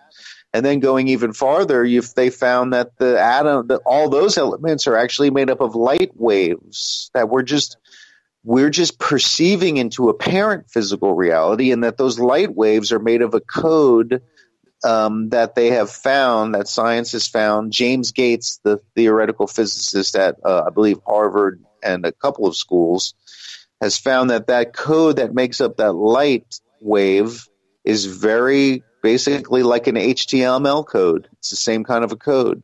And so at the foundation of our very existence is a computer code, leaving basically no argument or doubt that we're living in some type of a analog computer simulation. Analog, not digital. Analog because there's infinite possibilities, right? And so that's why anything is possible, and not digital, which is finite possibilities. All right, let's get to Tripp's question here. He says, you live in Florida. There's been a lot of rockets launched at Cape Canaveral. Have you seen any? Yep. Where do they go? I've seen them. I've seen them from my backyard. I've watched a number of rocket launches and shuttle launches from my backyard, or even from my high school window. In fact, 11th grade science class, I saw the Space Shuttle Columbia, I believe it was, explode out of the second floor window at Palm Bay High. Challenger. Yeah, sorry about that. No disrespect meant, but So yeah, I saw that, and I've only ever seen them just kind of go and then they disappear out of sight. And then I watch on television, and again, that's vanishing perspective. And if you look at some of the images, in fact, there's an image. I'm looking at Eric Dubé's book right now on the page. What page is it? It's showing the several photos of the way that the rockets launch, and they always curve away and down toward the ocean, so until they're out of sight. So if you look at those rocket launches and the trail of them, eventually they just curve out of sight and down toward the ocean. Well, if they're curving, though, wouldn't that go with the curvature of the Earth? It would go with them basically being able to only go so far and not penetrate the firmament, and they just splash down into the ocean, and then they go retrieve them. So I don't know. Eventually the rocket gets out of my visual sight. I can't see it anymore. It disappears into the clouds or it's too far out of my range. But as I would see it, it would be a straight line up into space. And, I don't know. There's still no evidence or video footage from any of those craft of our Earth. As much as we say we've been to space, there's no video evidence of us of the Earth spinning on its axis. I called the Jet Propulsion Laboratory about 2.5, 3 years ago when I was getting into this, and I asked them for video footage of the Earth spinning on its axis in space because I wanted to use it as the opening credits for my movie Hollywood and Vine. And the guy in charge of the footage for NASA at the Jet Propulsion Laboratory said that we have no such. I recorded it. He said, and it's on YouTube, my video of this recording of this conversation. He said, we have no such footage. We have never been out of low Earth orbit. Period. That's what he said. Why would he say that? Because we haven't been out of Earth's lower orbit? Right, exactly. So when you start asking those questions, like where is the video footage of Earth spinning on its axis out in space? And why is it that there's no stars in the background of these pictures of Earth that they say are pictures of Earth? But yet I see thousands of stars at night in the sky spinning around me in the same circular pattern over and over again, never changing position. Look, I'll give you the star one. Okay, that one bugs me. I don't understand that. I know I've heard a theory or two about that. That's one theory that doesn't really sit well with me in regards to it. So I'll give you the stars in the photographs one. But in regards to everything else, I think that we haven't been up that high outside of any satellites or, outside of the Apollo missions to be able to see, how the Earth's axis works. But it doesn't mean that it's flat if everything else is round. Okay, well, where is if you're saying we haven't been up that high to get pictures and video of the Earth, then that means we haven't gone to Mars either then, or all these other missions that have gone out there to these other planets then, right? We never see... It just means that they're not pointing their cameras at Earth. I know. So in all this time we've been in space, they've never pointed the cameras at Earth. And they've actually, while in space hovering above Earth, they've never pointed their camera in the other direction out in space. Ever. What about the photos from the Apollo missions? Wall, they don't have any of that. It's either it's either video of them walking in front of the Earth as if on a green screen in a large underwater tank, or it's a picture of that's it. They don't show the opposite direction. So, and none of that video shows stars out in space on these moonwalks, alleged moonwalks. There's no stars. Which is weird. Why is it that I look up at night and I see stars, and then out in space there's no stars? And if there's no gravity on the moon, and the moon is going around the moon is traveling allegedly at 3,000 miles per hour. So they landed on this moon that was traveling at 3,000 miles per hour, the alleged moon landing, with almost no density and no atmosphere. So the winds from space, and allegedly space is a void. So if there's no atmosphere on this moon, then it's in a void in space. And somehow these guys got through this what's called the Van Allen belt, and then all that technology now. They say we can't go back to the moon, NASA says, because they don't have the technology anymore, because they destroyed it all, and it would be too much of a hassle to rebuild it. Now, that's a quote from them. So when you start looking at it and go further, it's just like, oh my gosh, I don't know how I missed this all this time. All right, let's get to another question. Joe is asking, are the meteorites part of the firmament of the moon or of the Earth's roof or whatever you want to call it, dome? That's what I think. You know, I've actually seen shooting stars, and I think there's two things. I think part of the firmament probably sheds somehow. I think it might be like biomechanical or, again, part of an algorithm. So I think everything that happens is an algorithm, for one thing.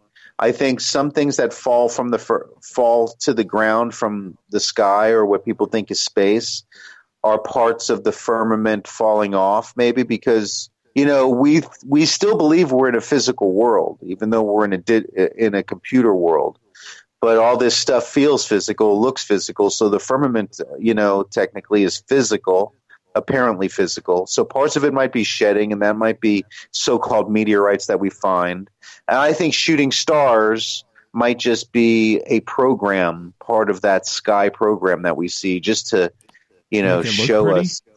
Yeah, exactly. And add to the story of space, of stars, you know, shooting like that. Okay. Let's move on to another question.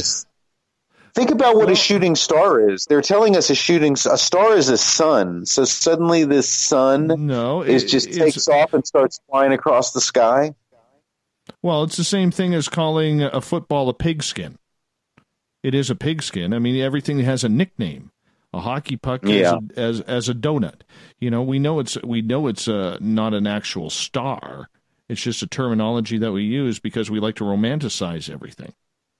Right? Yeah.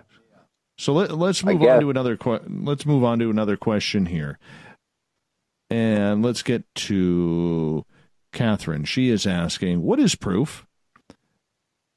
There's a little bit of a spelling error in this question. If you don't like cameras, then why don't you create your own lens? That's a good question. I'm not a lens technician yet, but I guess I could go and learn how to, you know, work with glass and make my own lens. I've actually been considering, I want to find a high-powered telescope, because I've been thinking about getting a high-powered telescope that can see at least 1,000 miles. And I want to go to Mount Shasta, which is a nice spiritual place on Earth, and go up to the top of Mount Shasta, which is about 11,000 feet, and then set the telescope up there and take video 1,000 miles out with this high-powered telescope. What is proof to me, I believe, is me doing something like that and seeing it with my own eyes. Right now, I haven't seen any proof that the Earth is a spinning globe, and I've looked for it, but I got 200 proofs in front of me that the Earth is not a spinning globe. So right now I can only I'm only as good as the information I have at my disposal, honestly. And then I guess to make a conclusion, I have to go with the weight of what I think is fact statements, basically. All right, let's move on. Joe is asking, how come it's cold on the edge on the South Pole and in the middle on the North Pole, which is allegedly on the center?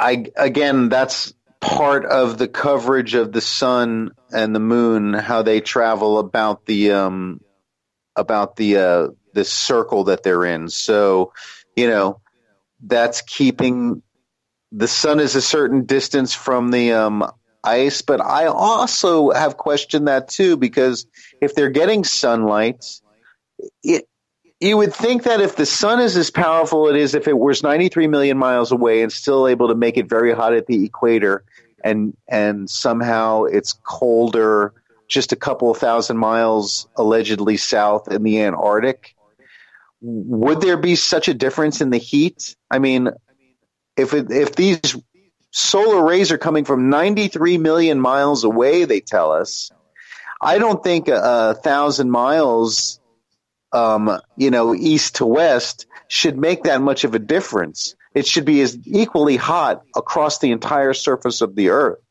but it's not. It's basically, you got these small localized disks of light going around in an orbit over us. So we're not going around the sun. The sun and moon are these small lights that are only a few thousand miles away, going over us. And that's why that it's not completely, making it warm evenly all across Earth. All right. Let's move on here, as we only got about 90 seconds left. I'm going to try and squeeze in one more question here. Lisa is asking, is there like a wall or a fence around the edge so nothing would fall over? Well, it depends on what you think how far this flat plane goes. I mean, that might not be the edge of a disk. And what's beyond the firmament? This firmament, I guess, is some type of a high-tech LCD screen, I guess, is one of the things I've heard it called. So how far does that go, and what's past that? I don't know if this is an edge that falls out into alleged space. I don't know what's beyond it. I really don't.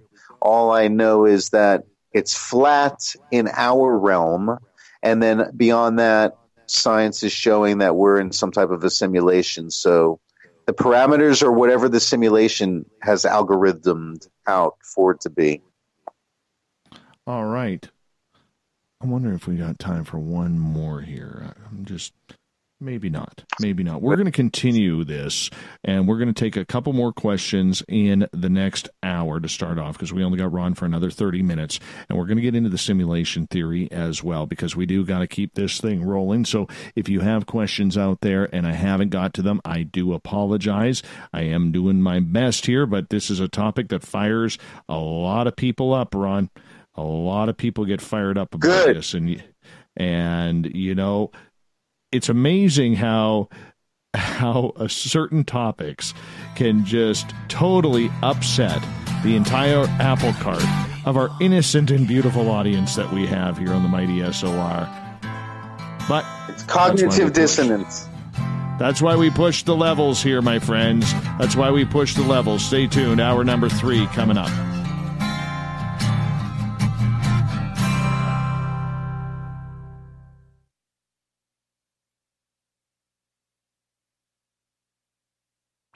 Come hang out with Spaced Out Radio, where we own the night. This is Carl. You can follow Dave on Twitter at Spaced Out Radio, and during the show, use the hashtag Spaced Out Radio to chat with us live. On Instagram, at Dave Scott SOR. On Facebook, give our page a like, Spaced Out Radio Show.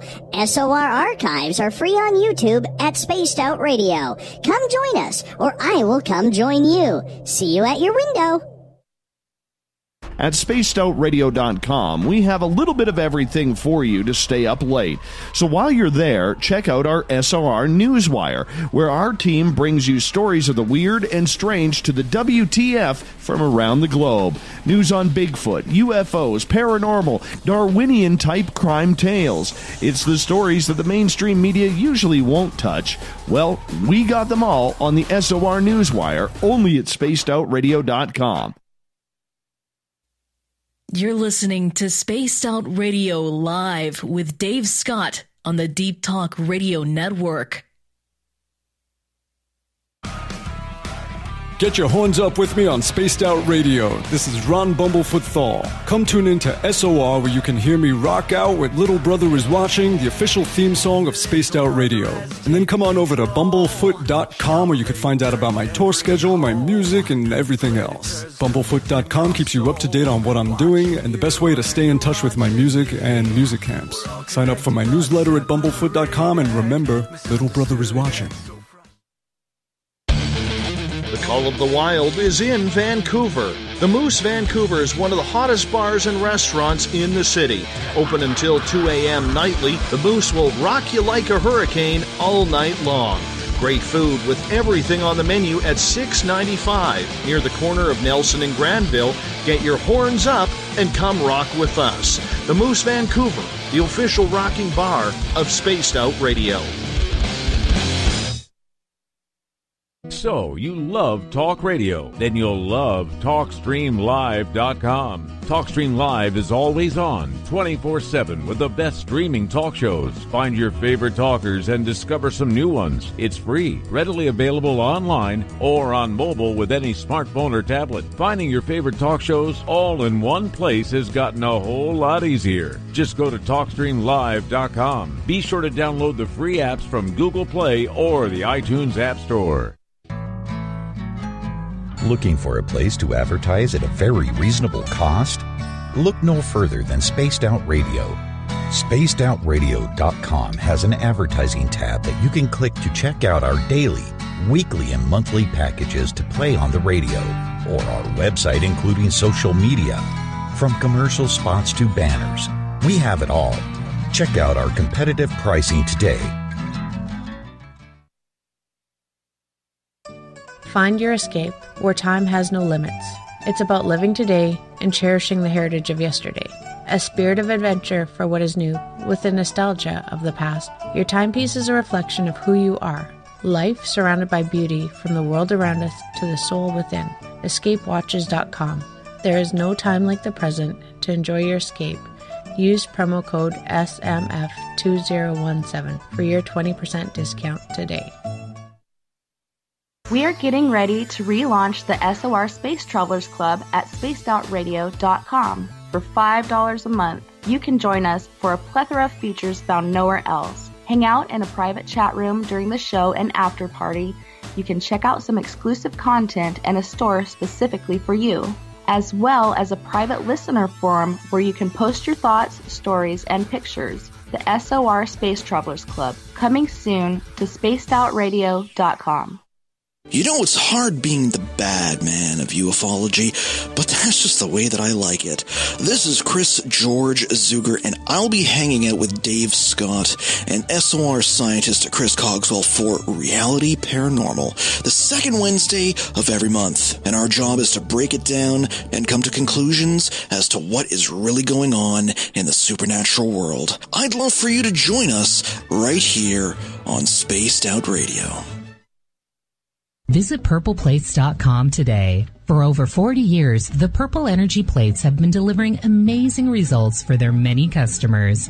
Inspired by the great genius Nikola Tesla, the harmony, healing, and energetic effects of the plates have proven over and over to be beneficial and often miraculous to thousands of customers. Check their site for daily specials and choose from their many energy products. You won't be sorry. Visit them today at purpleplates.com. The freedom to post what you want, when you want. That's the social media freedom you need. Social Media Freedom is the free app in your app store. No need to worry about going to jail or being shadow banned any longer. It's the freedom to say what you feel. The freedom to know Big Brother isn't watching. It's the way social media is supposed to be. Social Media Freedom. It's time to set yourself free. Download from your app store today. Hi, George Norrie here. Are you ready for UFO MegaCon, the immersion event? 7 days, 8 nights, 50 new speakers, UFO military witnesses, experiencer groups, skywatches, and so much more. Join me at UFO MegaCon, March 24th through the 30th in Laughlin, Nevada. Truly the one and only new information conference of the year. Now check it out at UFOMegaCon.com. That's UFOMegaCon.com.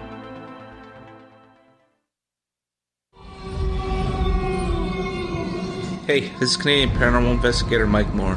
The third Wednesday of every month, I'll be teaming up with Dave Scott to bring you Ghosts of the Great White North. Each month, we will bring on guests from across Canada to discuss their ghostly encounters.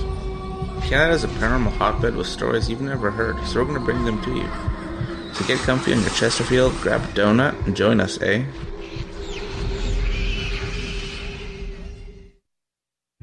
On the first Tuesday of every month, I encourage you to come along for a journey with me, Geraldine Orozco, on The Spiritual You.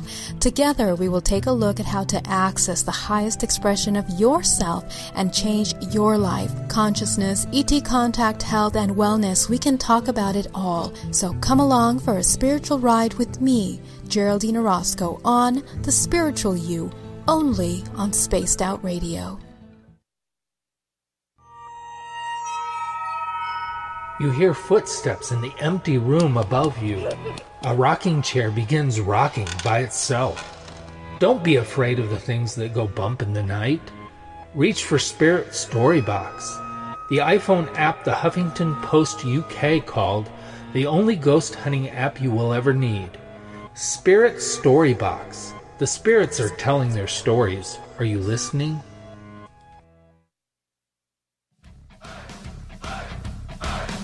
Would you like to connect with us? Head to spacedoutradio.com for all your latest show info. Now, back to Dave Scott and SOR. Welcome back to the third and final hour of Spaced Out Radio tonight. I am your host, Dave Scott. Great to have each and every one of you with us. This weekend, I am off into the wilderness, finding my Zen, my Chi, while Tessa Nicole Thomas joins the studio for Spaced Out Weekend, Saturday and Sunday night, 9 o'clock Pacific, midnight Eastern at spacedoutradio.com. Hi to each and every one of you listening in on KZFX 93.7 FM in Ridgecrest, California. WQEE 99.1 FM in New Orleans. UPR, make that noon in Georgia, in New Orleans.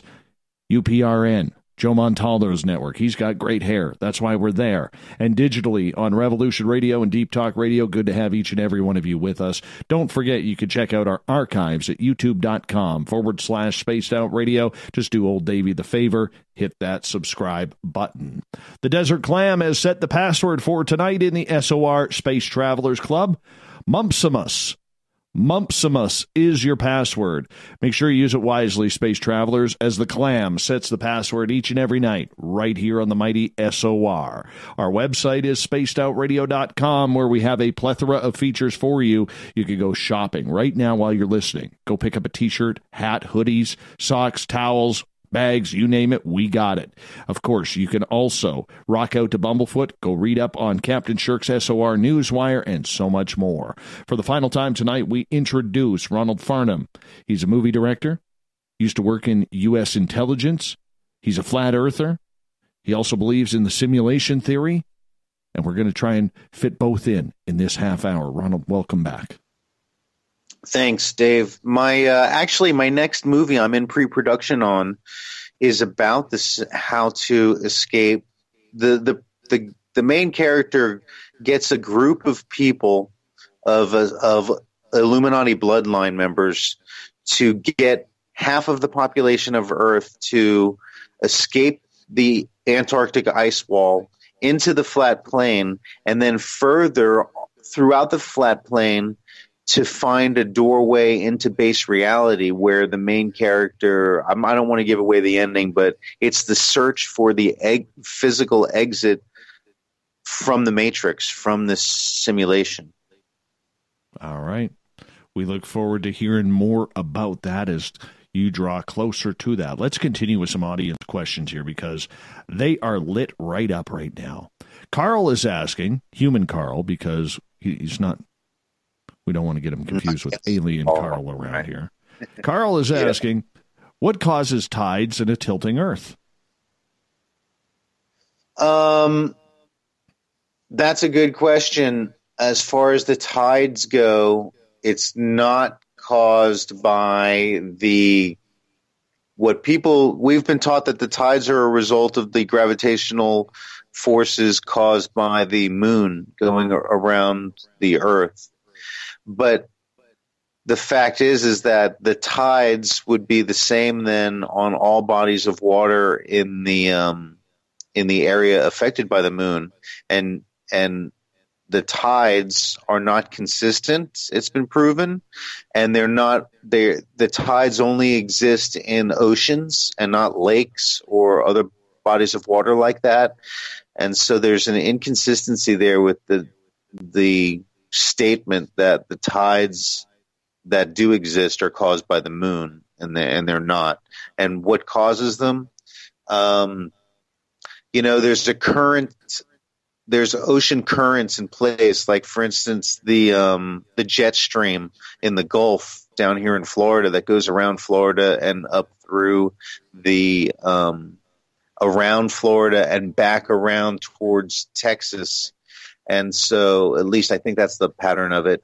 There's, bodies of water flowing in different directions throughout this flat plain, at least what I think is a flat plain. And there's a system in place, and I don't know the complicated workings of exactly precisely how it works. So, but I know the tides are not caused by the moon.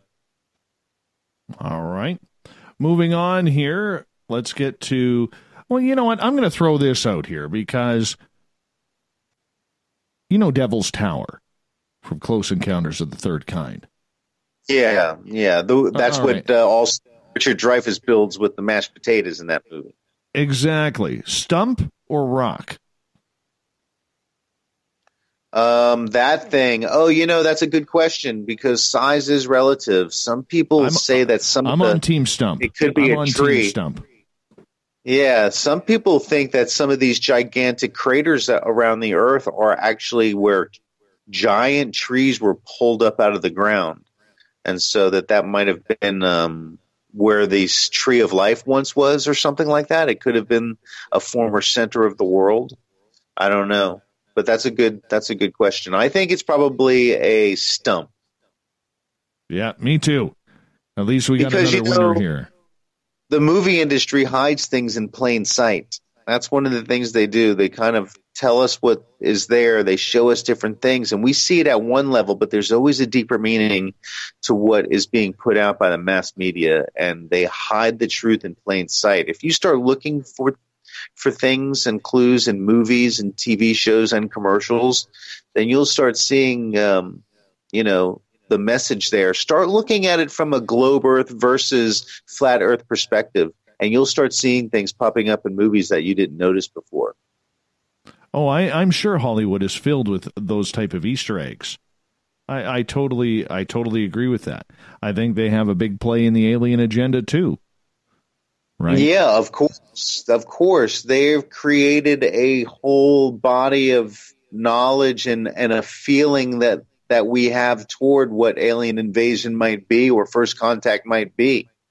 But and they've also painted some kind of a picture of what we think is outer space to make everybody believe in outer space. But, if you look at it from that perspective, that, wait a second, they're making us look in the wrong direction and making us believe in outer space when actually we're covered by this dome and we don't know who built it and how to get out of it.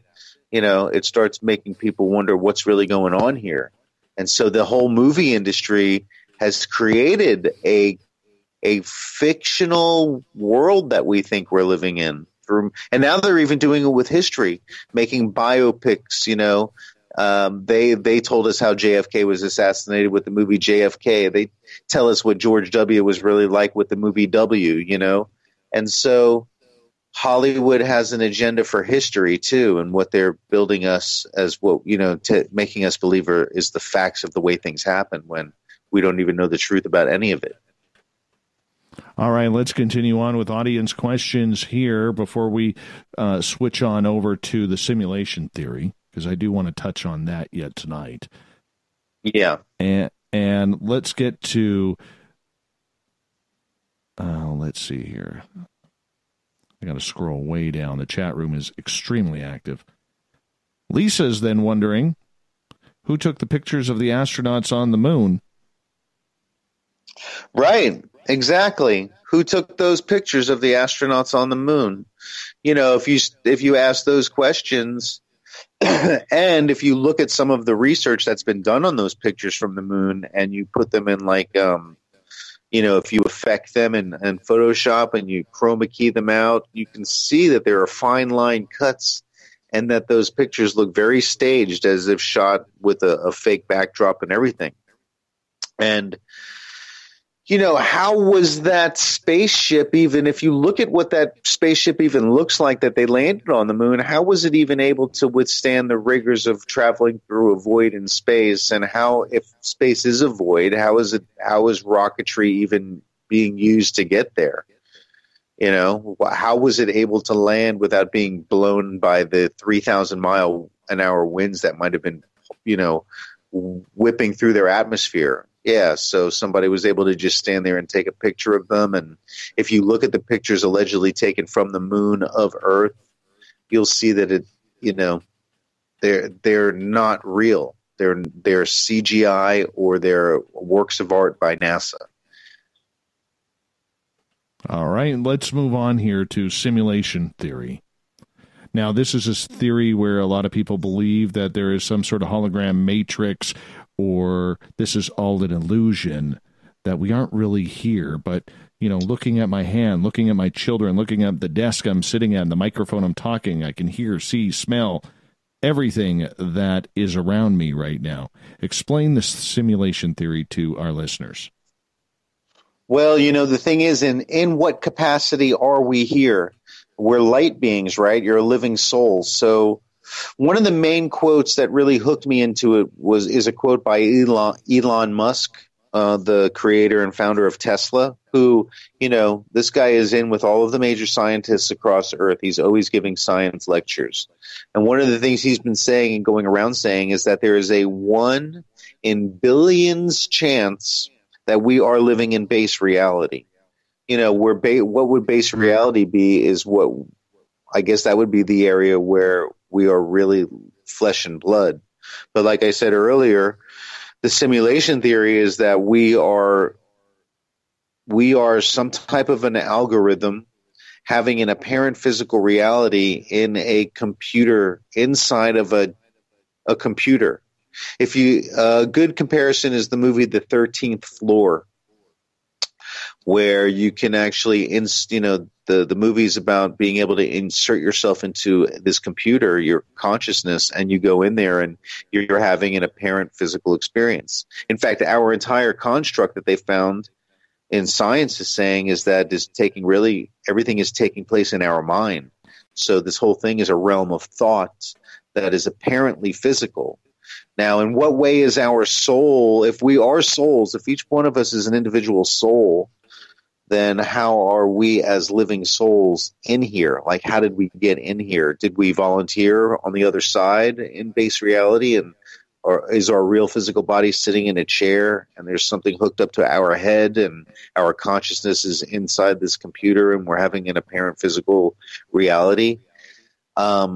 Maybe that's what it is. Or is our soul trapped and, caught by the light? Remember, some of the rhetoric that they tell you in mass media might be to, you might want to do the opposite. Like they say, go toward the light.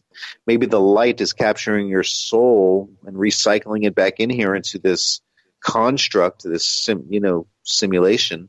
And we're having, you're stuck here. Well, if we're in a simulation, why do we have to die? Why do people get cancer? Why do people go hungry? Why can't we just change that if it's all a simulation?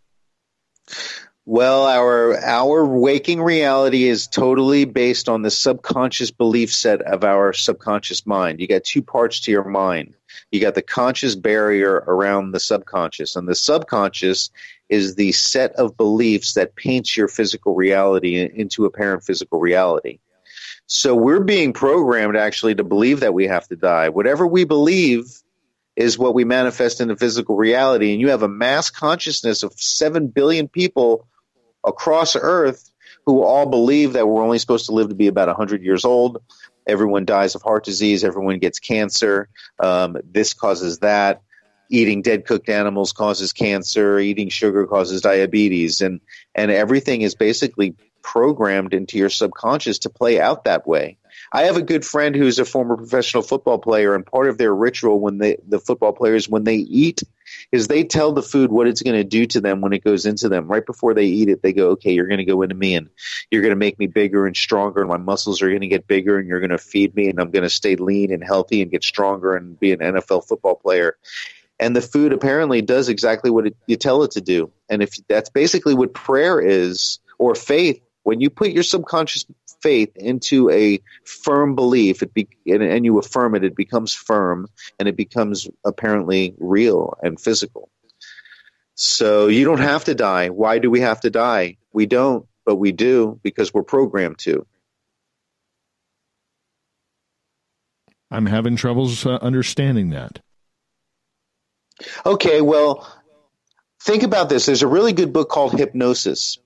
It talks about how your subconscious mind is where all of your beliefs are. And because of your subconscious mind, that is what reflects out into your reality and becomes physical and real. And your conscious mind is a barrier. So when you sit down and watch TV, in 30 seconds, you're in a hypnotic state, open to programming directly into your subconscious mind. Because your conscious reasoning barrier has receded, the subconscious comes forward for programming, and now you have direct commands being put right into your subconscious mind about every part of your waking reality. Commercials, movies, education. When you're sitting in a classroom, you're in a hypnotized state, listening to your teacher, an authority figure, give you commands and truths about what your reality is. And that shapes your reality. And whatever you fully believe to be real, that's how miracles happen, like Jesus, right? In the Bible, stories about miracles. Basically, it's mass hypnosis. They believed, they had faith in his ability to heal a man. The man had faith that Jesus could heal him. Jesus had faith he was a healer. It's mass hypnosis, and boom, everybody's reality instantly changes in the subconscious mind to a belief, and then that's how reality is created. And it's created over and over again perpetually, just like that, and it's going on constantly.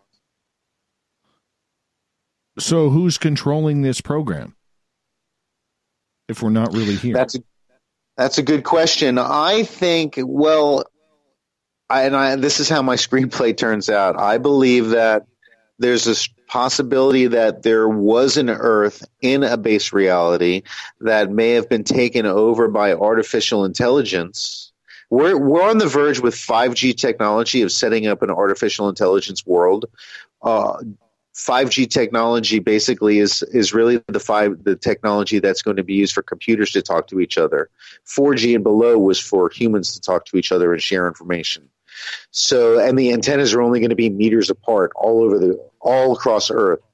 So I think we're about to mimic what maybe happened in base reality, where artificial intelligence took over Earth and created their way to experience as close to what it's like to be physically human as possible without being human. And maybe they're databasing life experiences in order to have a full database of all of the infinite possibilities of human experience. Maybe that's what I think it probably is. So are you saying that the 7.2 billion people that are on this planet then all have pre-programmed brains?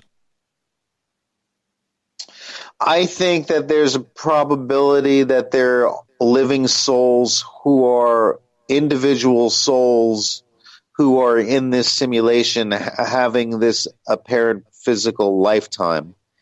Individual. And that it's not pre-programmed, that it's random. In fact, ordo ab chaos, order out of chaos, the Illuminati, like you mentioned before, the illuminated ones, the ones with the information, they create order out of chaos, and they also put on their currency in God we trust. So whatever the creator of this simulation is, has given us chaos that we can solidify into an order, but it's randomness, and that's the interesting thing about the algorithm, that it's analog, is that it's infinite possibilities. So everything that can happen and probably will happen, and maybe this system boots itself up over and over again and we live out every possibility. You might be you, Dave, in an infinite number of lifetimes, living out that over and over again, just as you, Dave, that possibility, and you never know. So I don't know all of the answers. I don't. No, I understand that, but in listening to what you just said, that sounds more of a dimensional theory where people believe we are living in multiple dimensions at the same time, rather than something that's simulated. Well, a dimension could just be another outcome of this reality.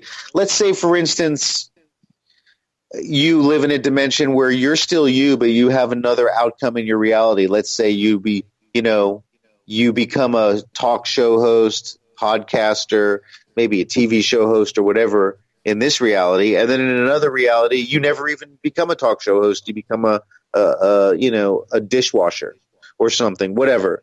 I'm just saying that might just be another iteration of this simulation turning itself on and off. Maybe we're just on a disc in a DVD player, and the game is played an infinite number of times, however many times it's going to play itself out, and in every different way. And so you can be you every different way as many times as the game is played. Something like that. Well, I don't know. I mean, that sounds extremely complicated. And I think that's even the terminology with the whole flat earth theory is its complication here, Ronald. I mean, why honestly, complicate things so bad? It's more complicated to try and prove a globe earth than it is to prove a flat earth. I mean, there's so many different once I read every single one of the 200 proofs that the Earth's not a spinning globe, I looked at all. I've read every single one of them, and I can't disprove any of them.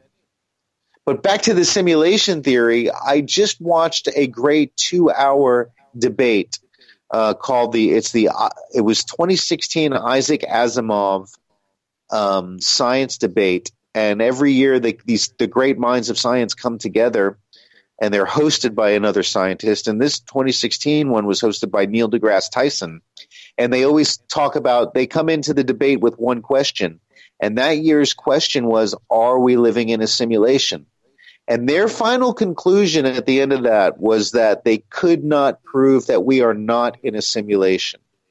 So for the science minds of Earth to come together and draw that conclusion from that question even made me believe more that it's very probable that we are living in a simulation, and definitely not impossible. We've only got you for about 90 more seconds here, Ronald, on the show. In regards to it, on a personal level, you take heat for believing this. You take a lot of criticism. You take a lot of questions about your sanity, your diverse way of thinking outside of the norm. What is your message to your critics that you have for people who really get angry over this topic? Look up the term cognitive dissonance, which is about how when you're faced with the stark reality that your entire belief system is based on lies, it's hard for you to face the truth. And the most important thing you can do then is go look for the truth and then prove it to yourself. Don't prove me wrong or me right. Prove it to yourself what the truth is. And I don't take it personally. Everybody handles grieving in a different way, and it's really a grieving process. And in about 30 seconds here, where can people find your videos, your radio show, everything you got going on? Go to Amazon Prime and look up Hollywood and Vine. That movie is going to have worldwide distribution, but you're not going to see it as Hollywood and Vine anymore, so it's your only chance to watch it because my distributor is changing the name and the artwork to something else called Detonation, about the beginning of the Armageddon. So just look up my name, Ronald Farnham, on Google. I have books out, but I really want people to get the message from Hollywood and Vine right now. Wonderful. Ronald Farnham, thanks for being on Spaced Out Radio tonight and being a good trooper with us. Really enjoyed your time. Coming up next on the mighty SOR, we end the week with the SOR Newswire. Ola Phillips from Paranoia Magazine coming on up.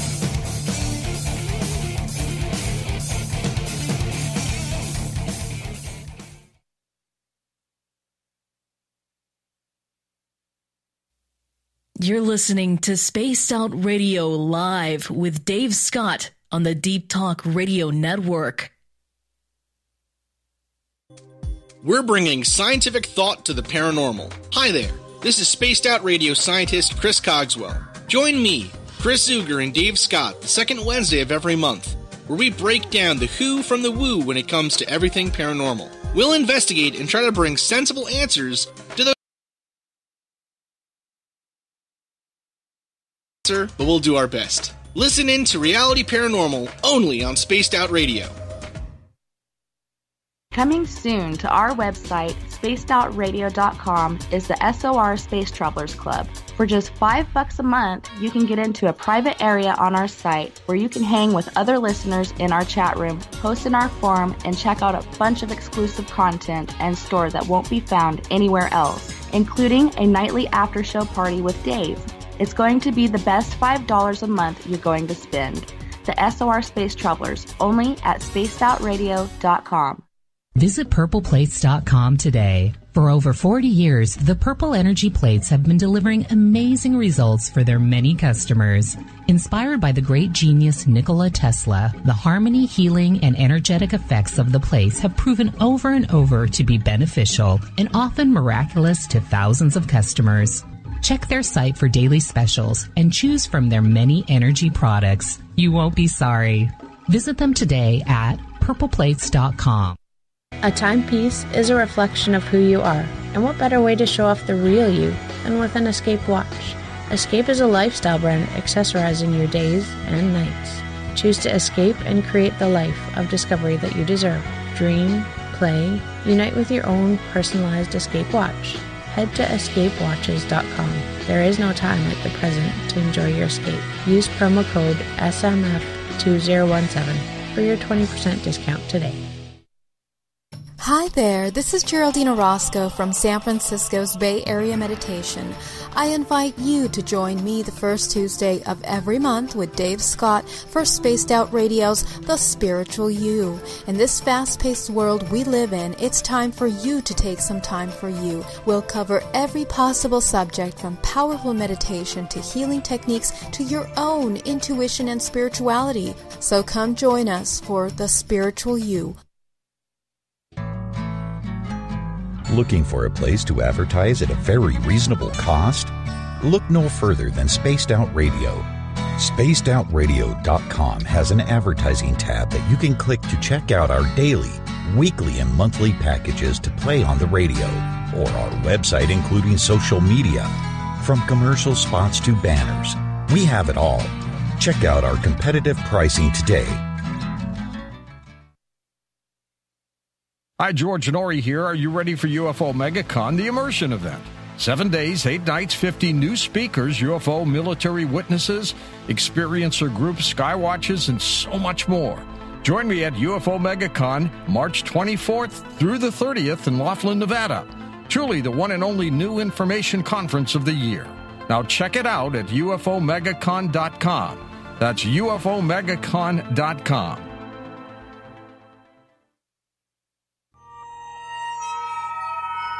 You hear footsteps in the empty room above you. A rocking chair begins rocking by itself. Don't be afraid of the things that go bump in the night. Reach for Spirit Storybox, the iPhone app the Huffington Post UK called the only ghost hunting app you will ever need. Spirit Storybox. The spirits are telling their stories. Are you listening?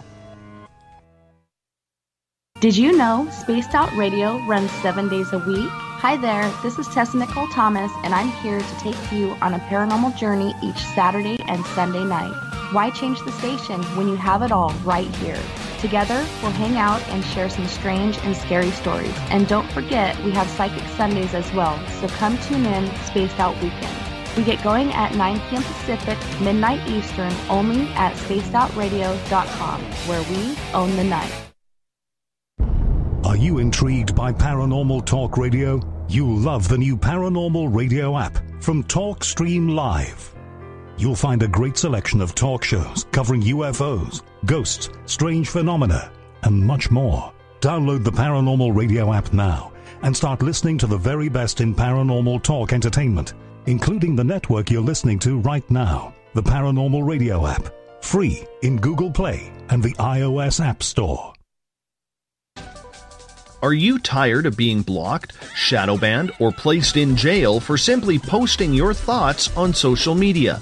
Social media freedom can take care of that for you. Social Media Freedom is the newest and one of the best free new apps that allows you the freedom to post what you want when you want. It takes seconds to download from your app store. Come join the tribe at Social Media Freedom. It's time to set yourself free. Hello, this is your guitar man, Ron Bumblefoot THAL, and I have to tell you, I love the response I get for Little Brother is Watching from Spaced Out Radio fans. It's amazing how music can inspire and make people think deeper about what's going on in the supernatural world. You can head over to my website, bumblefoot.com, to check out my music, my guitar workshops, my touring, even check out some of the hot sauces that I'm working on. And make sure you keep on listening, because with Spaced Out Radio, you know Little Brother is watching. So, you love talk radio? Then you'll love TalkStreamLive.com. TalkStream Live is always on, 24/7, with the best streaming talk shows. Find your favorite talkers and discover some new ones. It's free, readily available online or on mobile with any smartphone or tablet. Finding your favorite talk shows all in one place has gotten a whole lot easier. Just go to TalkStreamLive.com. Be sure to download the free apps from Google Play or the iTunes App Store.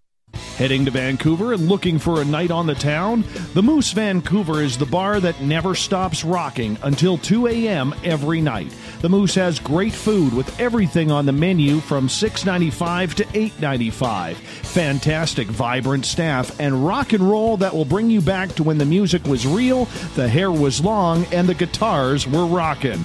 Get your party on at the Moose Vancouver, the official party bar of Spaced Out Radio.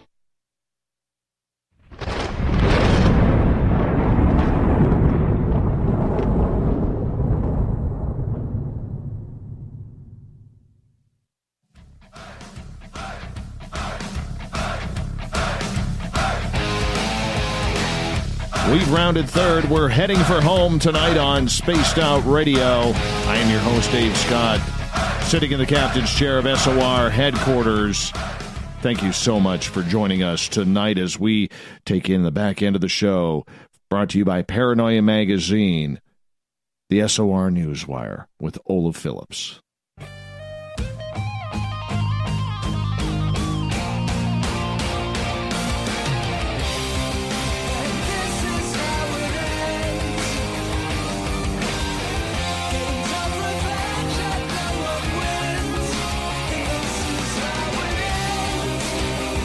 The news is always changing, which is why we bring you the SOR Newswire at the back end of every single show. We get to the weird, the wacky, the WTF that may not make the mainstream, but is just perfect for us. If you want to check out the news on our website, spacedoutradio.com, click on the SOR Newswire tab. It just says news. Captain Shirk has you all up to date because she is the newsiest of news directors out there. Has a crush on Rob Zombie, too, so that's never too bad as well. Mr. Olaf Phillips, welcome back to Spaced Out Radio. Greetings and salutations. You ready for a good weekend, my friend? We made it to another one. Yes, it's very important. Weekends are I look forward to sleeping in tomorrow. I'm going to sleep in tomorrow. Probably be about 8:30, 9 o'clock. That's about all my little guy will give me, but I'm looking forward to it. Yeah, I usually get up about 8 o'clock automatically, and I have an exciting morning of folding laundry. It'll be me too. Terribly. Me too. Yeah. And I got to build a fire in the wood stove. Those are my two chores for tomorrow, so I'm all pumped up about it. Now, I don't know if you got this Florida story, because you know I love a good Florida story. Sure. But I'm going to throw this one out here. Florida politician and Florida City Commissioner Nancy Oakley has apparently resigned from her position due to some allegations that were brought up to the State Ethics Commission that she decided to lick another city official's face and neck before groping him. Wow. The Florida Commission fined her about $5,000 last month. And Republican Governor Ron DeSantis issued a public reprimand of her alleged actions. Like, who sits there and says, this is a good idea, Olaf? Yeah, I'm just going to walk up to you. Hi, how you doing? You're my coworker. Let me give you a little lick on the face this morning just to kick things off properly. And then grope you. Yeah. It doesn't make sense. I have no idea. It's like Chewbacca. You know, does not make sense. I'm 43 years old, and I can safely say I've never seen that occur. No, me either. But I mean, imagine having to, like, you're a city commissioner. You know you're going to lose your job over that. You're going to lose your career, your 401k, or whatever you call the retirement thing down there. Why put that on? Why do that? I don't know. You're crazy. From Florida? I have no idea. Florida amazes me. It absolutely amazes me. Too. Every day. God bless Florida.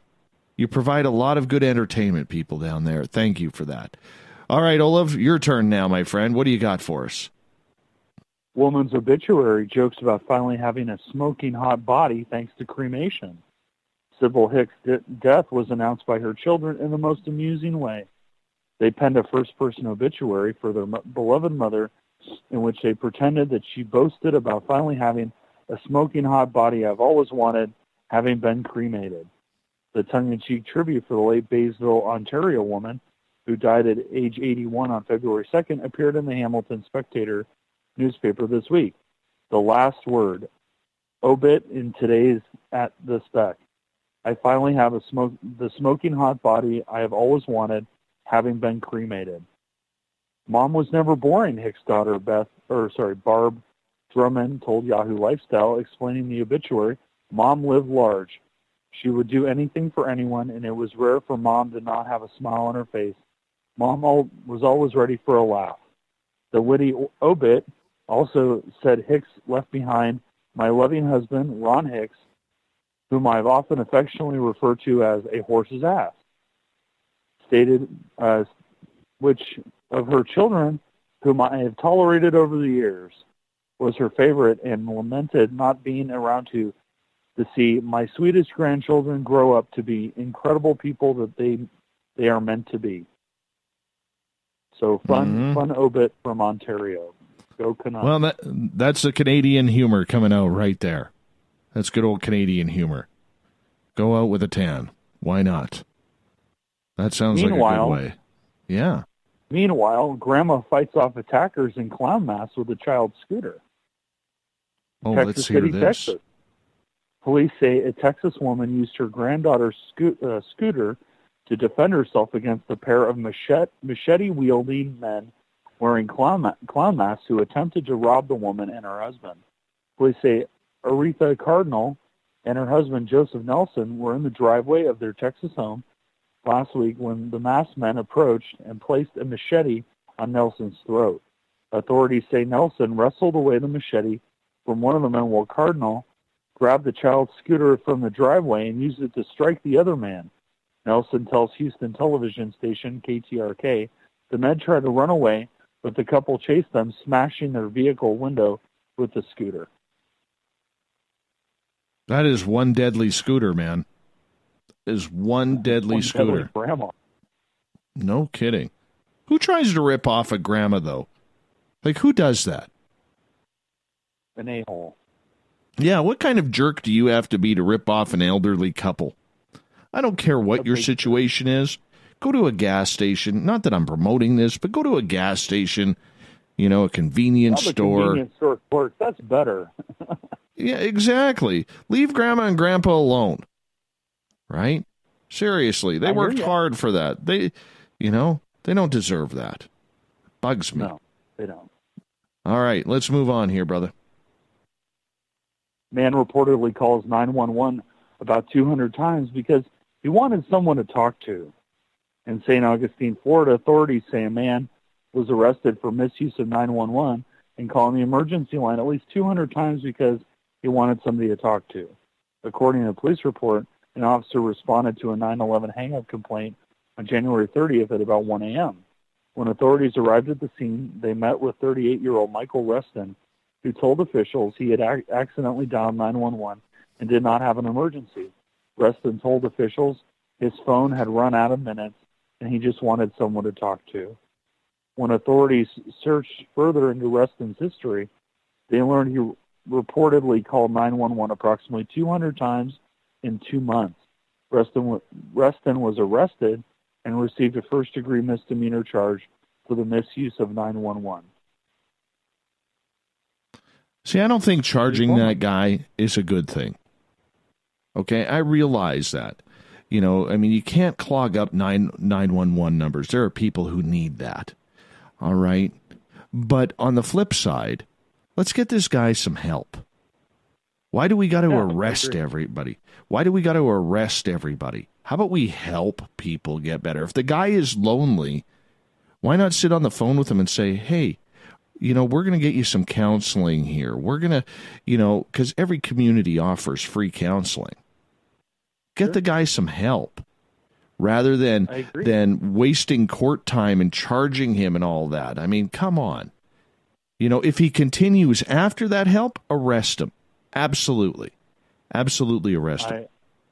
I'm in. I think that we don't provide enough quality support for people like that, right? That we're, especially in certain states, we're very quick to legalize the situation where what they really need is a little bit of compassion. Exactly. Let's move on here, brother. Florida man drives into canal, dumps marijuana, then pops pills while the car sinks. Marco Island, Florida. A Naples, Florida man was arrested on Marco Island after police said he left a restaurant drunk, led police on a chase, stuck his head out of the car window to yell at police, then drove his car off a seawall into a canal. Gary Meagle, 38, is now facing several charges, including possession of a controlled substance, tampering with evidence, and driving under the influence and resisting an officer.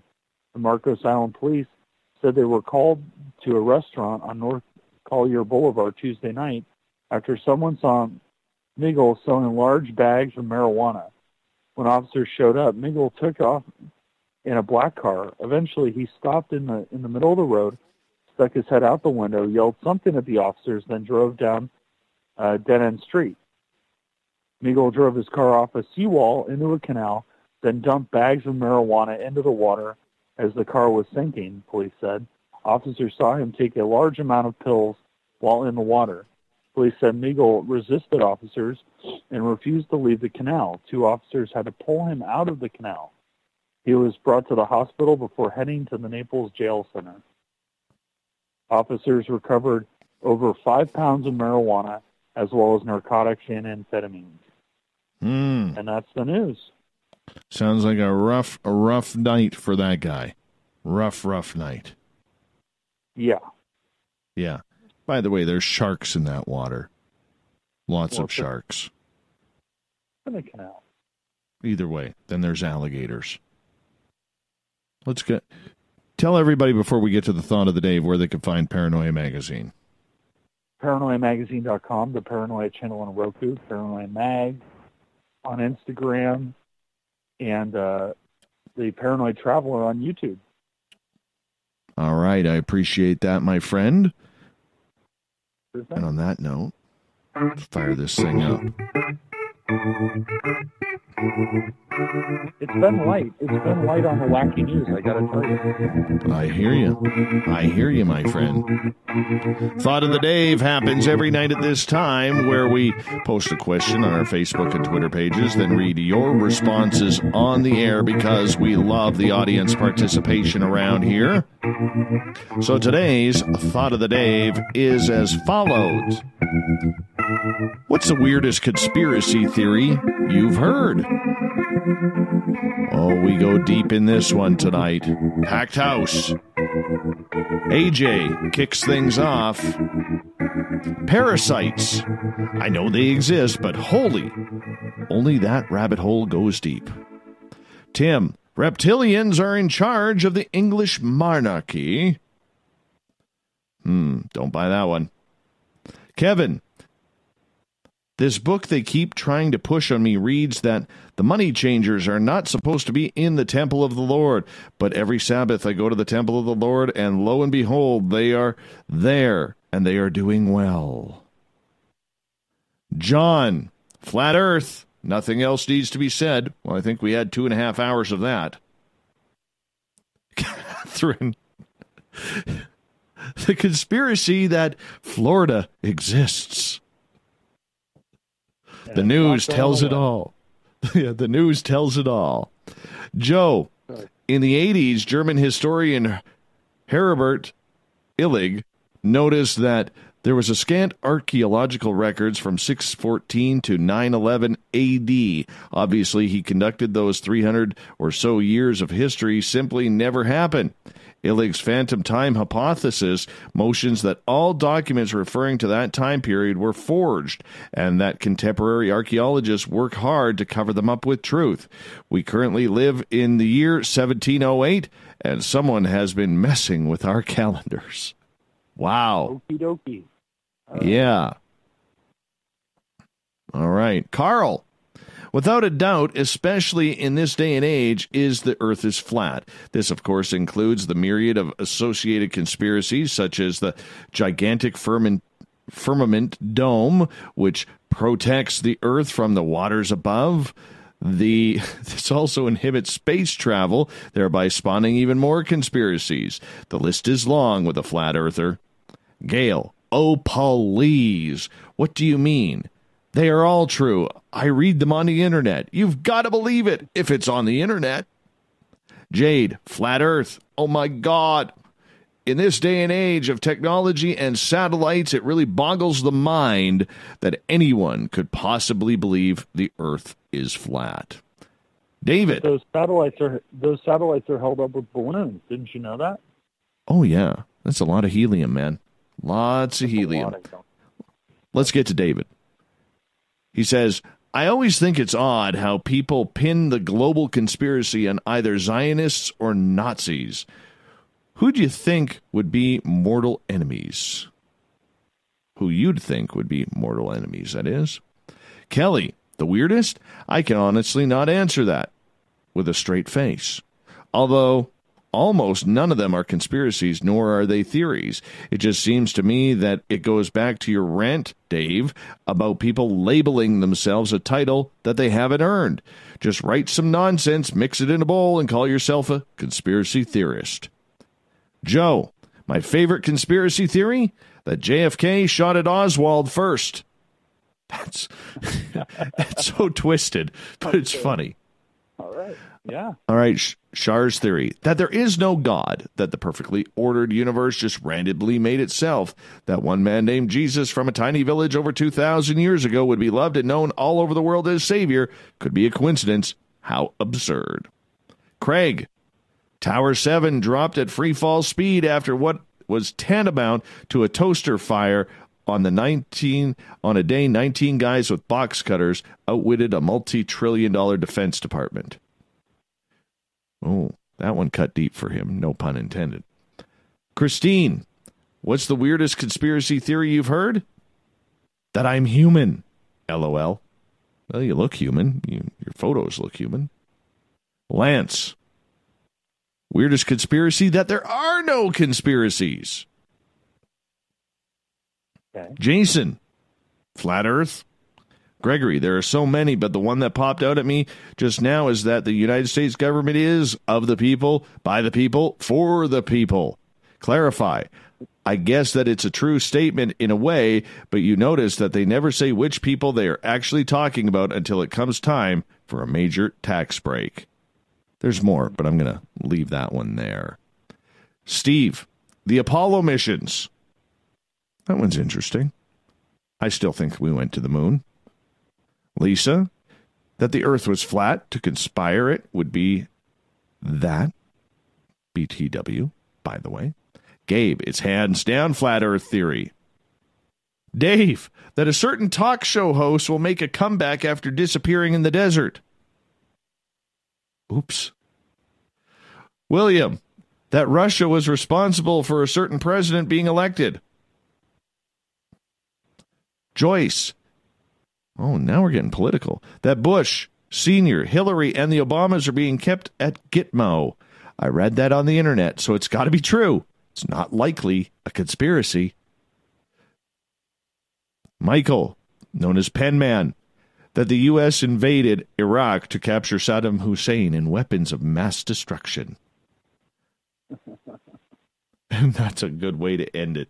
We want to thank Captain Shirk for doing all of our news on the SOR Newswire, our news director busting her butt every single day to keep you updated. So go find it at spacedoutradio.com. Click on the news banner. We also want to say a big thank you to Ronald Farnham for coming on, being a good sport, talking about flat Earth and simulation theory tonight. I'm going to go on record. I don't buy it. Not buying it at all, Olaf. But me neither. Hey, they're allowed to think the way they want. That's why we all have free will, and we give them the time to do it. We hadn't done a Flat Earth show in a couple of years, so I figured it was time once again. Believe it or not, get a lot of requests for it. Hard to believe.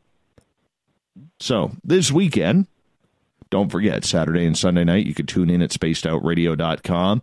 Tessa Nicole Thomas will be sitting in the captain's chair with Spaced Out Weekend.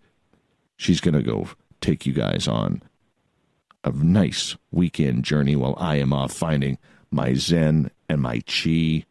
Hopefully some Sasquatch prints out here in the cold. If it's not too cold.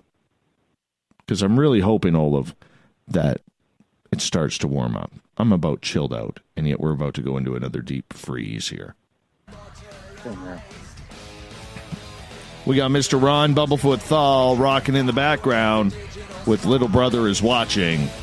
Bumblefoot is the official music of Spaced Out Radio, rocking us in and out of every single show. Get your horns up for the guitar god himself.